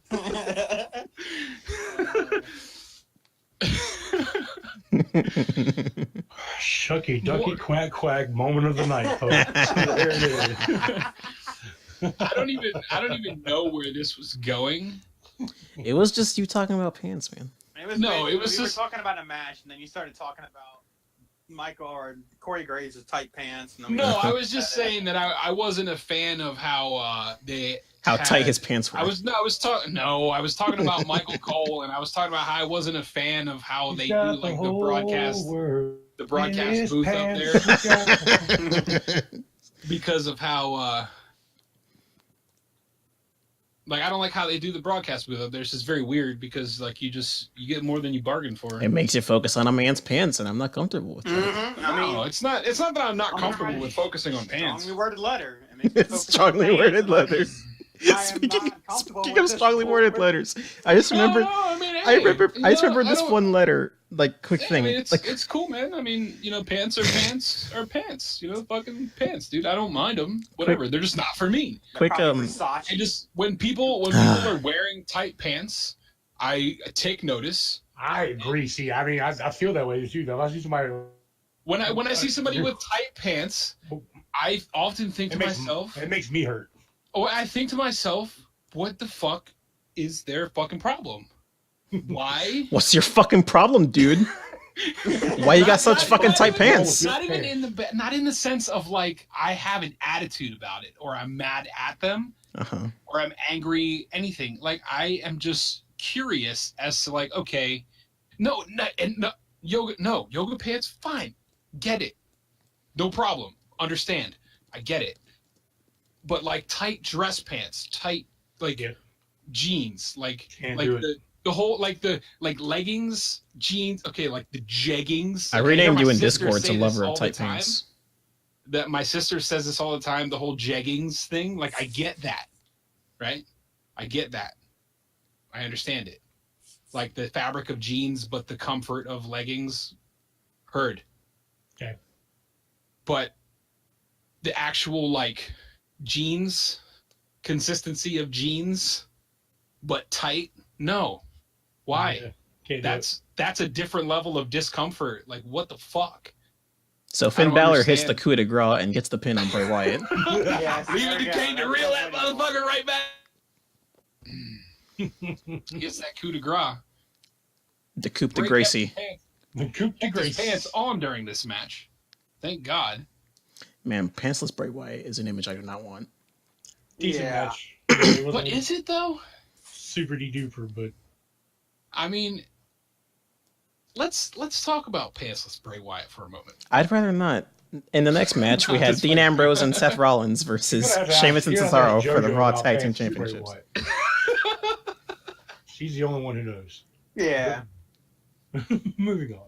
Wait, what? Moving on, Raw Tag Team It's- Championships. That's the reason why his marriage went to shit. Dean Ambrose and Seth Rollins versus Sheamus and Cesaro for the Raw Tag Team Championships. And as a quick side note, Dan, in Discord, I renamed you as lover of tight pants. Of course you did. I have to see this. It's right there in his roll on the right side. That's Tights. funny. Anyways, we have the reunion of the Shield without Roman Reigns, aka the good parts of the Shield. Probably for the best because he shouldn't have been a fan. The Shouldn't barrier. have been a part of it in the first place. the barrier. The barrier. Right, the barrier. The barrier versus the bar. This match was eventually interrupted for another match of Cesaro versus a beach ball. Yes. Because the Thank beach, you, this beach balls are so Cesaro. crazy on Raw. And as we learned today, WWE has banned beach balls. Yep. Because they got crazy at SmackDown and Raw because they were still hitting them around and hitting them Yep. into the ring. They have now been banned from shows. Thank God. I can only imagine after this match at SummerSlam, Cesaro went back into backstage and everyone loved him for taking care of that beach ball. Oh yeah, he definitely got all the free drinks and pats on the back. That guy. Mm-hmm. For sure. Actually, Cesaro doesn't drink, as far as I'm aware. Yeah, Cesaro, he doesn't drink. So many colas, then who knows? I don't know. Glasses of water. Fuck it. Get him with Coke. Get this man a Pepsi. We all know Sheamus drinks. Yeah, Yeah.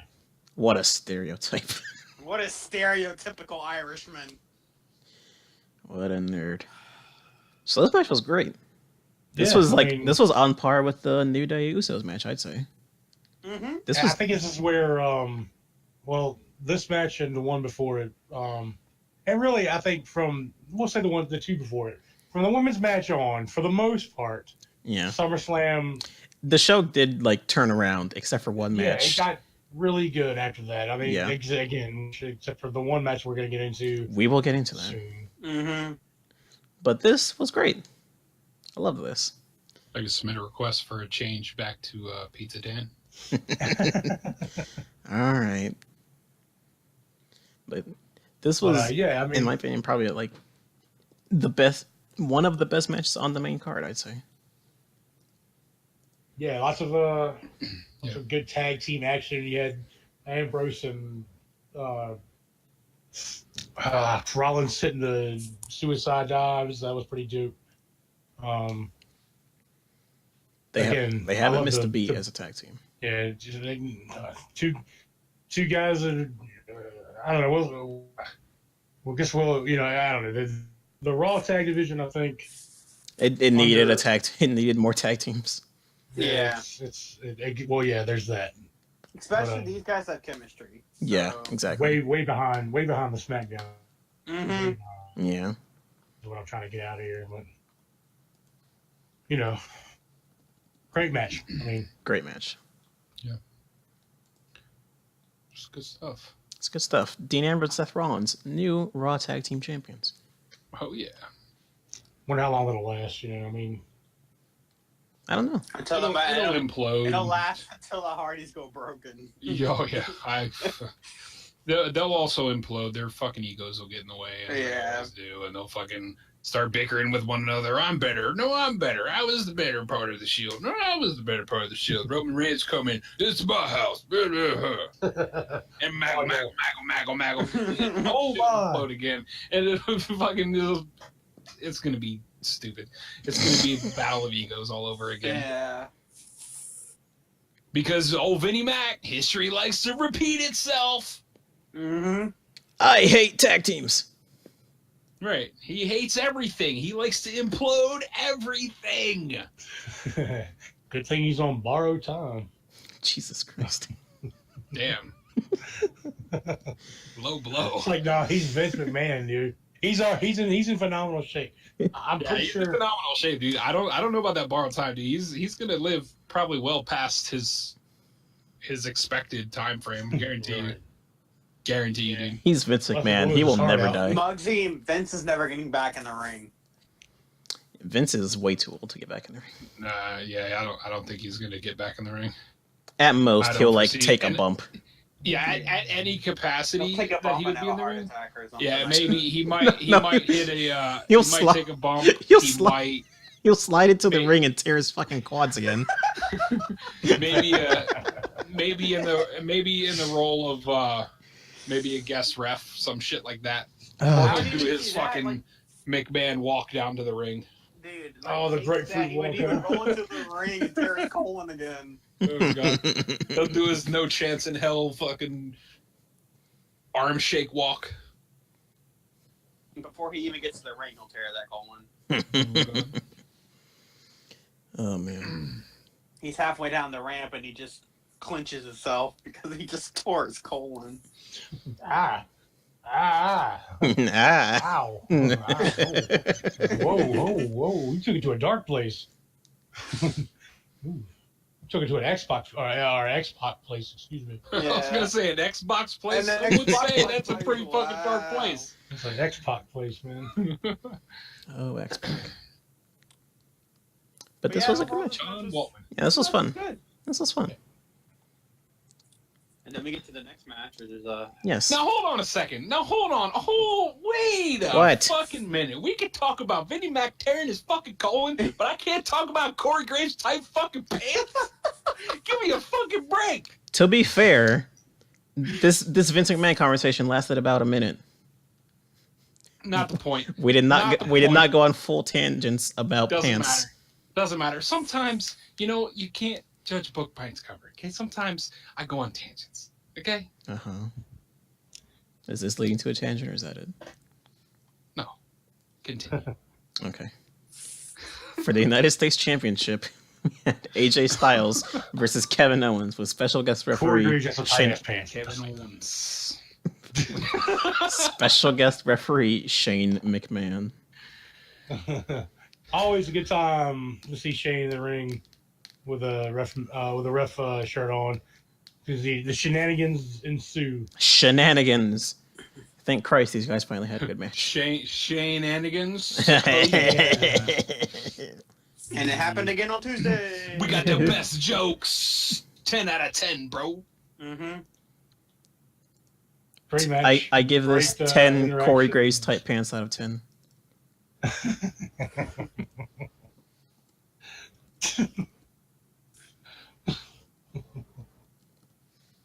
Nailed it. Nailed it, indeed. Yeah. Tight pants out of 10. That's going to be the thing now. Mm-hmm. That's our new rating system. How many tight pants out of 10? Oh, shenanigans. Shenanigans ensued in this match. Basically, another Loose booty. like Kevin said, like apparently McMahon screwed another famous Canadian. Another Yeah. McMahon screwed another famous Canadian. Overall, it was just Muggsy brought up the helicopter crash that Mr. Shane McMahon was in recently. Yeah.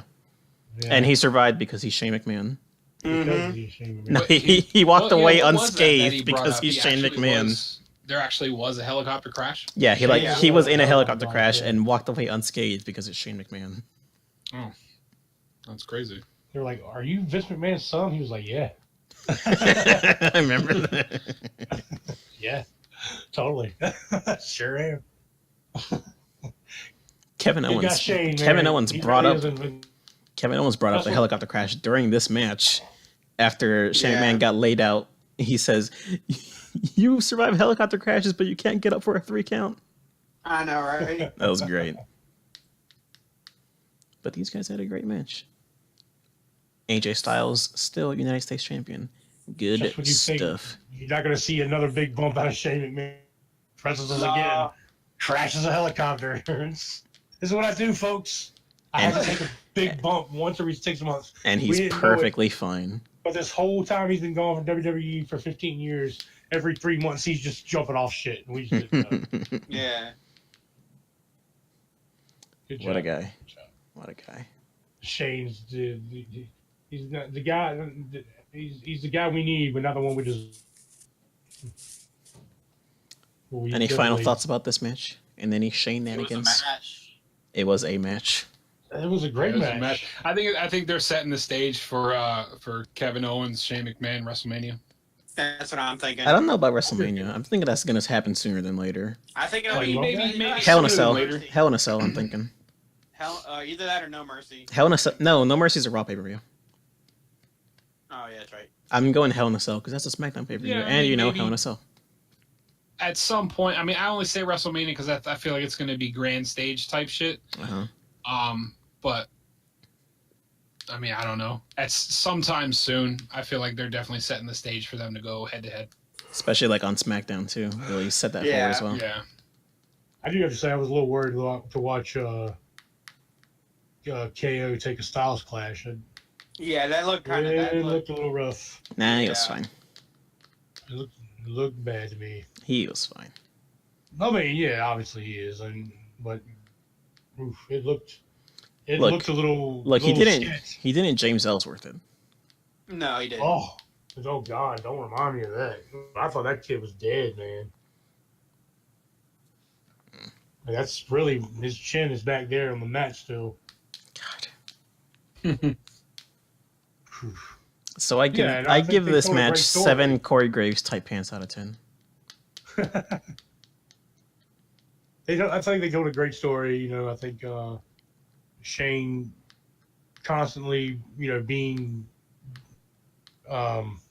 neutralized, Neutralized.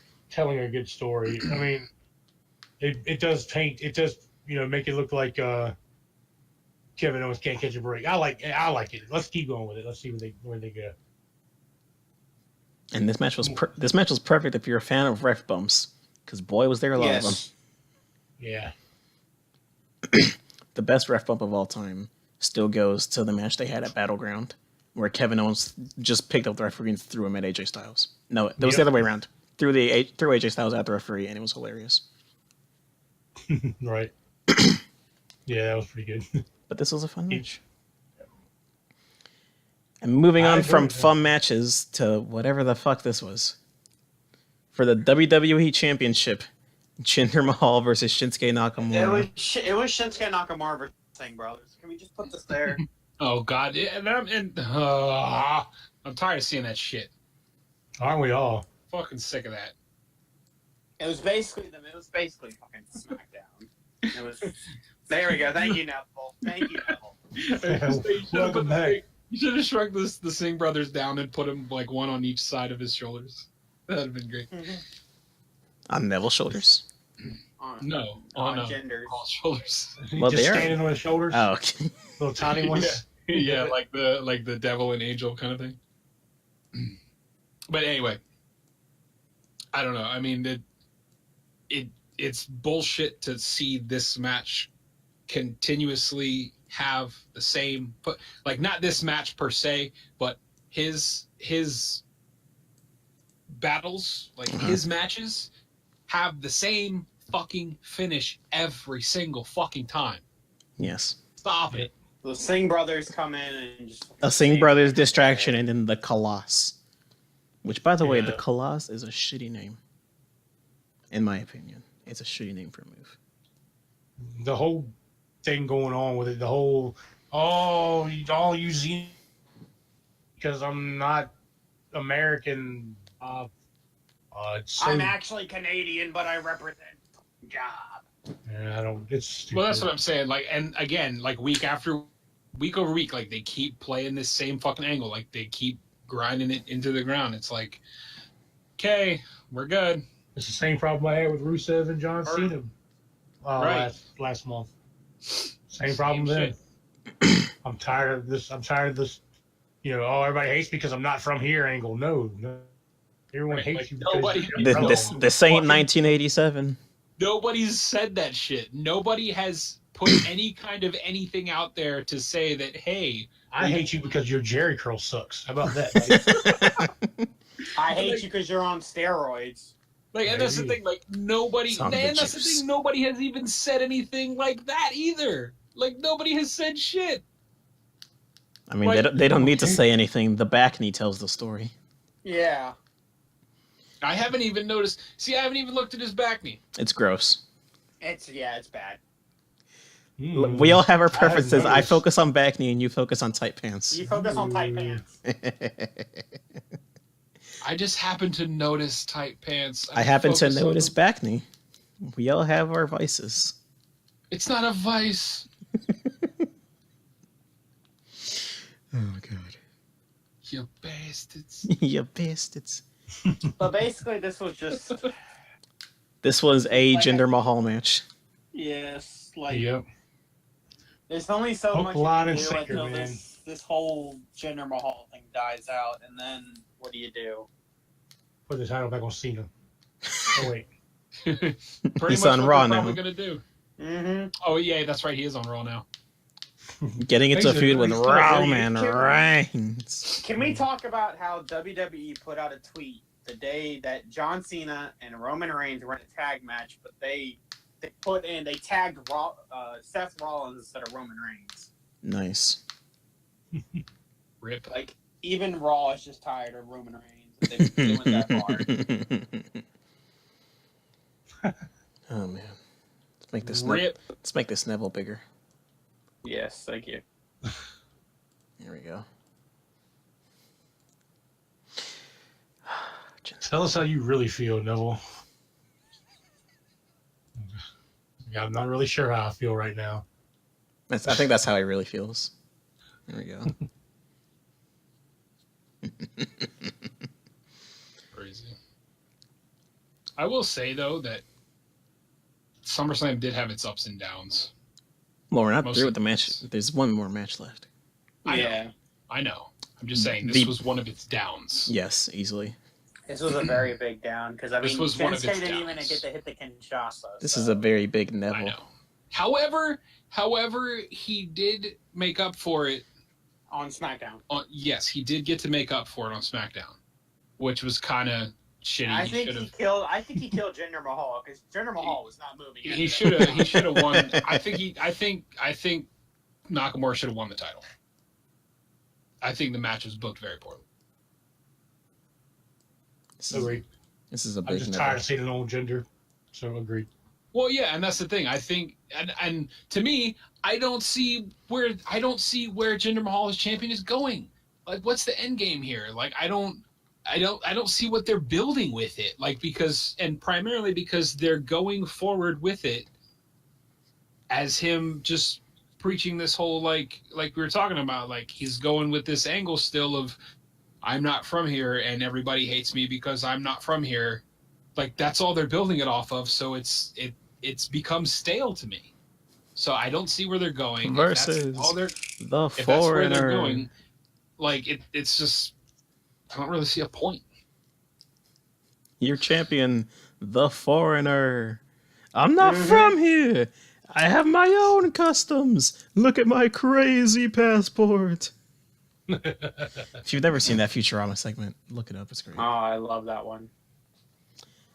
This is a big Neville. Anyways, moving on to probably the best match of the night. Mega Devil. Mega Neville. The best match of the night, I would say, probably. If not the best, at least easily the most entertaining. For the Universal Universal Championship, Brock Lesnar versus Roman Reigns versus Samoa Joe versus Braun Strowman. This was I wasn't ready for that. I was not either. It just that was a hell of a fucking match. Yeah, this was great. This was awesome. That's a fantastic way to close out the otherwise half shitty pay-per-view. Yeah. Yep. This does not get any Nevilles. No. This Neville. Even Neville was smiling watching this. He was like, no Neville's and all of the Corey Graves tight pants. Yes, this gets 10 Corey Graves tight pants out of 10. This was great. Yeah. Braun Strowman. We learned Brock Lesnar's number one weakness, and its name is Braun Strowman. Mm-hmm. Yeah, very much Braun Strowman. Let's make I Braun think a little that bigger. that'll set up a WrestleMania confrontation between Braun really Strowman and Brock. Hopefully. Not if Roman Reigns has anything to say about. I know that, but the thing is that there's a rumor going around, and I know it's just a rumor, but Brock is not looking to sign after WrestleMania 34. Because I got tired of seeing Roman Reigns stroke his fucking wrist all the goddamn night. Straight up and down. I got tired of seeing that shit. I was over that. I'm so done with that. I mean, if you got wrist pain, dude, take some like ibuprofen or something. No, because that was my thing. Like, I get it. That's part of your gimmick and your move, but like, just throw the goddamn Superman punch. You don't have to stroke your wrist every time you do it. Like, come on. We get it. Oh, Just throw the dude, punch. look at that big Braun. Oh, now he's going back down. Yeah, he was a big Braun. But I mean, like I said, I wouldn't mind seeing Braun he's a good. I mean, Yeah, man, I think he could hold the title for a while. He was great in this match. Yes, he was. He put Brock Lesnar through two announce tables and then put the third one on top of Lesnar. Yeah. So good to watch. And then Joe and Reigns were fighting, and he threw an announcer's chair at Joe and Reigns. It's like the same thing he did against Roman Reigns when he just picked up that chair from the And outside threw it at his face. And it was great. And it was great here, and Braun Strowman is great. I loved every second of it. Yeah, definitely no bad parts of this. I love watching Roman Reigns get pinned again. Yeah. You lose, bastard. I wasn't crazy about Brock winning, but Roman took the pin, so 10 out of 10. Yep. As long as Roman gets crapped on, like almost every day, I'm okay. I am happy with it. This was like a very fun match. The only thing that I wish would have happened is I wish that Joe would have done a little more in this match. I know, like Joe didn't. I don't really know get what much. happened with him. He must have gotten tired or something. This is a long show. I don't fucking feel like doing this. Yeah, this is a long show. I'm just gonna throw a couple punches, look mean, and I'm just Get Brock in a coquina clutch or two. Yeah. He probably had whatever Michael had. Like Michael just gave up after the show. No, Michael had the viscous acidic fluid. Oh yeah. No, either that or he got into some stash. RVD was backstage. Yeah. So yeah, This was a really good match. I like this was a great match. Yeah, it was fun. I love watching Braun dominate. I love This watching is Braun kick Brock Lesnar's ass, and mhm. I just like I watching can't Braun, wait to watch Braun kick Brock Lesnar's ass again. not even Braun like or anything. I just watch Mister like I only show up once a fucking month. I just want to see him get his ass handed to him because like I'm sick of that shit. Because you see so many people like if they get injured or get the title stripped from them or whatever, and then you see Brock get touted reigning, defending. No, bitch. You show up once a fucking month. You're not reigning, defending anything. Okay, you're not defending shit. Okay, Fuck you're outta here. here. He's once a defending month, this contract. maybe My twice. time, I only get to have to show up once a month. Like, and just in case, if you're by chance listening, Mr. Lesnar, I don't mean to call you a bitch. I say that loosely. Yeah. No, I'm just saying. Before you show up at your house. No, but seriously. And he takes you to Suplex City. Hop in the car, Dan. Miss you, Dan. We're going for a talk. Brock seems like the type who would drive a pickup truck. He is. He's a hunter, dude. Wow. Oh, yeah. Yeah.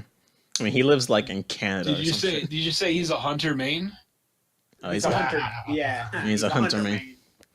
Yeah, my That's kind of player. That's the real story. He sits backstage with Big Show instead of appearing on Raw.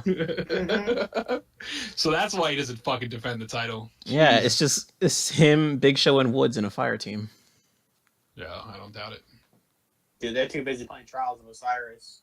Yeah, man, they got to get their fucking trials cars trying to go to the lighthouse, dude. And then Brock's music hits, and he's just like, God damn it. He's got to go do something. It's like it's the 8th win, and they're on their 8th win, and they're on the last round. It's 5-5, and they just his music hits. Poor bastard. So that was SummerSlam. Mm-hmm. Overall, Yeah. okay. I'd say it was overall okay. The downsides are now on the screen. Yeah.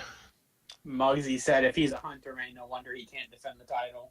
And got him. Oh man. There they are. A damn shame. Yep. The poor bastards. The Roa bastards. Yes. Just relabel this the Hole of Shame. The Hall of Shame. Poor bastards. Like, All what you guys in a happened? hole Like, now. Rusev was such a powerful force when he came on, and so was Bray Wyatt, but what happened? Okay.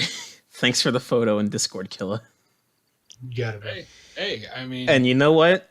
you need more photo evidence? Dan? Oh, no.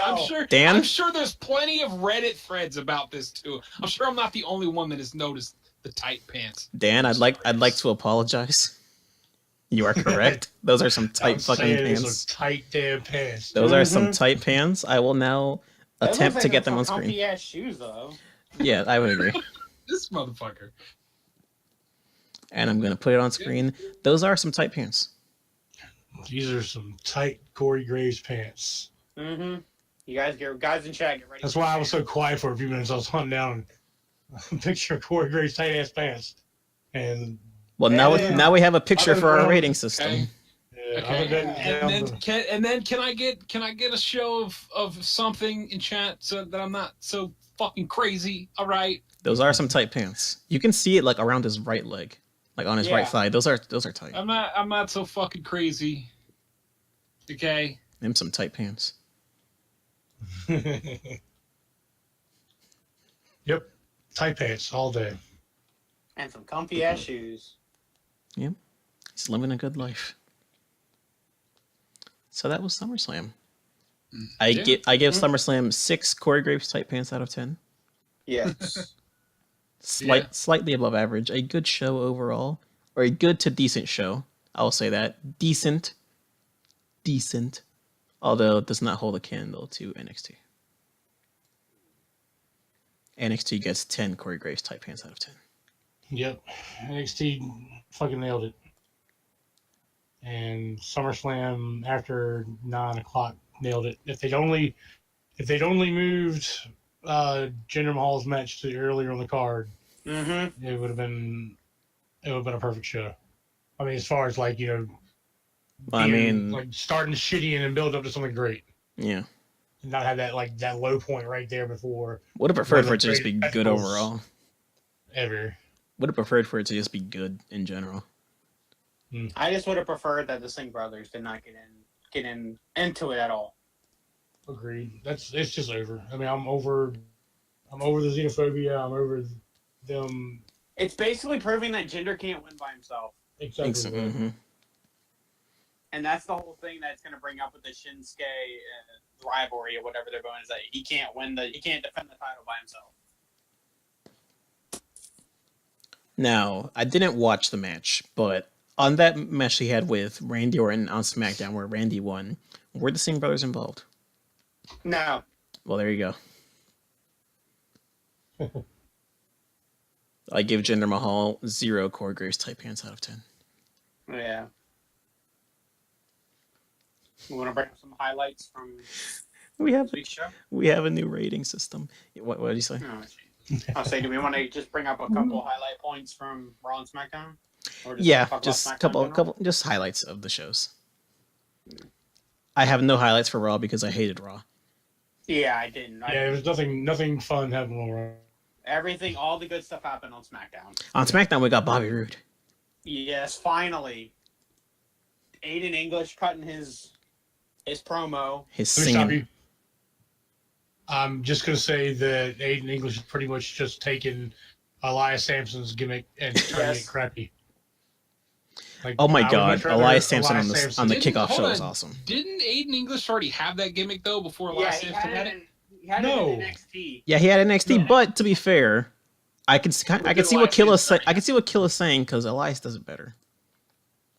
I don't think that he didn't have that gimmick. He was like, he had it in NXT. He was occasionally singing, but he wasn't in the ring singing. Okay. In NXT, he was a singer. I'm saying, but he wasn't by himself. He wasn't. Okay, I see what you're saying. And shit like that. Got you. Okay. Yeah. It's pretty much doing. It's just taking the same thing that Elias. I understand. And I think it's just a crappy knockoff. I don't like Aiden English's whole singing gimmick, basically because he sounds like crap. Right. In my opinion. I mean, I don't think he has a terrible voice. I think it's kind of just like a little weird how. I think it's kind of awkward though to me because it's like Simon Gotch got released, and it was kind of like it was kind of weird. Attitude. It was awkward though because it's kind of like one night. Like they were there the next night, one night he was there, the next night he was gone, and it was just like, all right, and they just had to kind of flip the script and roll with it. Yeah, it's because Simon Gotch, I think we brought this up before. He had an exchange with Sin Cara. They just had a backstage fight. They had a backstage fight, and apparently all the other is that Simon Gotch was just bad to work with, bad attitude, major ego. And so nobody wanted to work with him. That's terrible. Oh, good. He's gone. Yep. Wow. Not only did we get Bobby Roode on SmackDown, we also got the return of Shelton Benjamin. Woo! Paired up with Chad Gable, and it's going to be either called American Alpha V2 or the World's Greatest Tag Team V2. Whichever one works. I don't know if they'll actually have a name, but I'm excited about it. Yeah. Because Chad Gable's great, and so is Shelton Benjamin. Also, why did WWE update all their superstar photos for a bunch of specific people? They updated all these photos the fucking day this show happens. Mm-hmm. The day of the podcast, there's new pictures on WWE.com for Randy Orton, Finn Balor, and Matt Hardy. Come on. Yeah. Help a brother out. Also, remember Randy Orton, that fucking line that he had during the Punjabi prison match, on his chest? Mm-hmm. That's a new tattoo. It is? Yeah, it's a new tattoo. No way. Yeah, what is it, though? I can't tell. I think It says something from what I can tell. I do believe it says something, but it's just new tattoo. Let's see if I can put it up on stream. Is it updated in his WWE photo? Yes. Okay, I've got it up on stream. All right. Let me hide Rusev. Boop. Yeah. See? Yeah, that's a name. That looks like a name. Yeah, it's probably a name or something. It's probably his kid's names. I Most wonder likely. what the fuck it was. I was like, what the fuck? Did he get cut or some shit? Yeah, it's a new tattoo. Huh. Dude, I just noticed he has so many skulls on that left arm. He's covered in skulls. I remember in one of the Royal Rumble commercials. Well, yeah, he's got both arms. Yeah. Yeah. One of them looks like he's got a fish on there too on his right arm. On the commercials for one of the Royal Rumbles, they had like this fake like speed dating part of the thing, and like it showed him like he was sitting there like talking to ladies, like showing his tattoos. Like, this is a skull. There's a skull right here. There's another skull. There's a skull over here. Look over here. There's a skull. That's great, And though. would you look at it? Here's another one. Oh, there's another skull. That's a good commercial. But I think that's basically about it for SmackDown, unless anything else I happens. read that too. What happened? It was a mutual agreement that Gotch and was released. Speaking of releases, Where are you going with this? Where are you going? where am I going with this? Hold on, wait. Does it have to do with wrestling? Yes. Okay, good. What the fuck did you think? I thought it was like a video game or something. Yeah, me too. No. I actually to yesterday, just last night, buddy of mine that is in tune to wrestling. We were actually just speaking about old Rusev catching the RKO from old Randy Orton earlier this evening. Rusev and Lana have asked for their releases. That was proven to be fake. That is Really? fake. That is a fake. That was That is proven fake. to be fake Yeah, within but- minutes. Really? Oh yeah, Yes. they shut that down quick fast. I remember. Yeah, reading Did about they? it. So Yeah. quick. That was proven to be fake like immediately. Yeah, that guy has apparently tried to start a multiple Yes. rumors. Yeah. And he's just terrible at it. It was like Yeah. it was legit within like 20 minutes. Like I remember seeing the notification on my phone of like in news, Rusev and Lana asked for their releases, and like 20 minutes Nice. later on Reddit, just like I wonder why he didn't. Wow. Thank you guys for clearing that up for me, Yes. because I feel Yeah, like you're a welcome complete to. fucking toolbag. I wonder why he didn't clear that up, because he didn't say anything otherwise. it was proven to be fake like within 20 It was minutes. shot down as soon as it was brought up. Yeah. Whoever I've seen this guy before. He's tried to create so many rumors. Huh, GG. Mhm. Yo, you're right, Dave. Get that beach ball push in there. Go. Beach balls. Can't wait for the beach ball shirt to hit the shelves. Oh god. Yeah, he was the person that also reported that there was a warrant for Paige's arrest. Yes. Oh jeez. And there is absolutely no truth beyond that story. Nope. There's no truth in anything this guy says.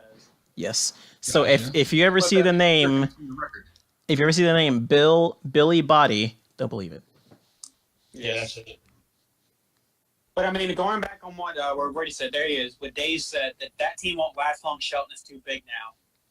You think so? I kind of agree, but at the same time, I think they're doing something with Gable, and there wouldn't be just a random reason why Gable would be paired with Benjamin all of a sudden. But I mean, on the other side, it could be true that Gable does get or that Gable is just a holding place for Benjamin to get pushed. Possible. He better do something with him because he'll find himself back down in NXT all by himself. Yep. Kind of a shame, man. There was no need for them to split Jason Jordan and Chad Gable. I think it's because they saw more potential in Jordan than they did Gable. And man, that's Well, working out well for him, isn't it? Yeah. I mean, they really needed that tag team. That was a good tag team. Like, Yeah, they were already established. They were already over with the people, who the Yeah. universe, if you will. You know, everybody loved watching Gable and Jordan go, and And Jordan was great for a hot tag. He was a Yeah. great hot tag sort of guy. he comes in just flying like that. Like, man, you don't split that shit up. Yeah. But I mean, of course, look what they're. Dude, WWE's just gone a different direction than what most people would like. We hate tag teams. Yes. yeah, pretty much. Which is Next like, thing you know it, if New you- Day's getting split up. if you've Usos are heard, getting by the split way, up. that is like the main reason the Young Bucks won't sign, because they know that WWE will break them up and they don't want to break up. Yeah. I've had to put in the contract that they don't break them up. I'm like, nope. We can't No, even team. it's like they get handed the contract. I would be like, look, read. We're gonna split you up. Yeah. How about we change that to you're not gonna split us up, and we'll sign. If you're gonna split a team up, you need to let it go down the way. Let's go. El Generico and Kevin Steen went down. Yeah, that was Yes. right. Let them work it out. Mm-hmm. Yes. Give them creative control of that whole thing. Let them do it. Don't just be like, hey Enzo, hey Cass, guess what we're gonna do today? You're gonna get You're get right. beaten up Man, backstage. But guess what? Yeah. What guys? The way Yeah, it's a train crazy. wreck. It was probably right before the show. Like, hey, look, Enzo, Cass, let me sit you down. You're done. We're splitting you guys up. Fight each other. Right. You're gonna get beaten up backstage on CCTV, and somehow Corey Graves is gonna be the one who knows about it, and no one else. Mm-hmm. Right. What the fuck? I mean, Muggsy, Rey Mysterio's not gonna ever. He'll never re-sign with WWE again. I don't think so. He is carrying himself over there on Lucha Underground. Yeah. He's what was he in? He was just in a title match with Johnny Mundo, wasn't he? Yeah, like very recently. Yeah. Another thing is, like, when it comes to the Young Bucks, they'll never sign because they make more than enough money. Yeah, they make more over there in Ring of Honor and all that stuff than they would ever. Than ROH, New Japan, and just merch. Yeah. Just Because Bullet Club is hot over there in NJ, whatever. NJPW, and it's fucking huge in America too. Yep, it's huge over there in Ring of Honor. If you ever get the chance, watch a Ring of Honor event. Look how many Bullet Club shirts are. Watch a fucking NXT show and see how many Bullet Club shirts there are, and watch Takeover and see how many Bullet Club shirts there were. Hell, and during the kickoff show for NXT, I heard several Bullet Club related chants. Yeah.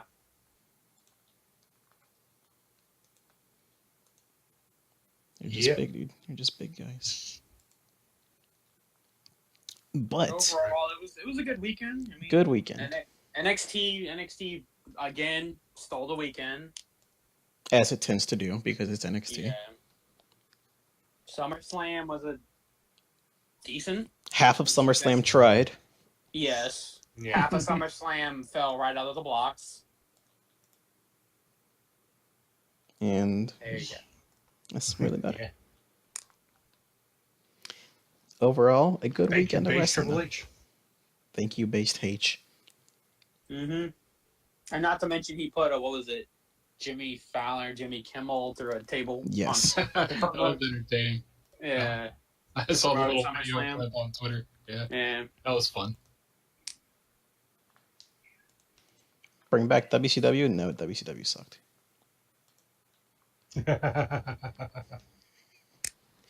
Thanks for joining. Hire Russo and really ruin it. Oh god. Yeah, exactly. Oh Dave. God. NXT, ROH, and sometimes GFW. Now, I'm not going to call it TNA because that's GFW is what it's called now. They're Yeah. way better than WWE sometimes. GFW though. God, Jeff Jarrett, what a fucking carny. Anyways, this was a good episode. See you guys next time, which I think is a month from now, for Is it? No Mercy. Yeah, it's No Mercy. Yeah. it's on like the 20. It's on Sunday the 24th, I believe. So we'll It's the 24th of September. yes.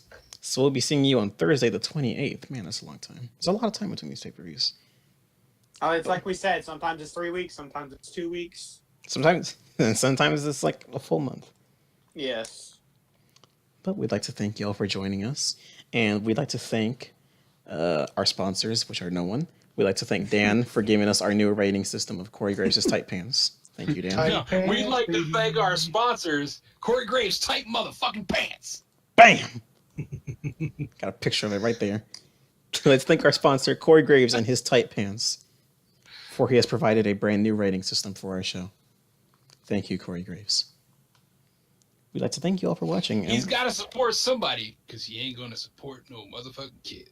Them tight motherfucking pants, well, sure, he can't have them. That's Nah, right. Just jokes. Just jokes. Yeah. He has kids, doesn't he? I think Yes. he does. He's probably got like 3 or 4, doesn't he? I think he's got quite a few. I mean, he's a handsome motherfucker. I mean, not to say he's a whore. Uh-huh. I mean, I'm not saying A whore? that. You implying he's a whore? I'm not saying he's a whore. I'm not saying he's a whore.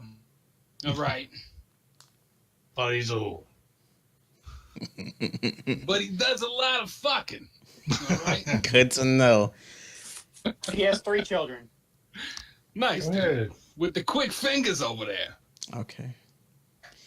Thank you, Alright, cool. everyone, for watching. Thanks, Dan, for Been being you. Thanks for being you. You're the best. And, Hey, no problem.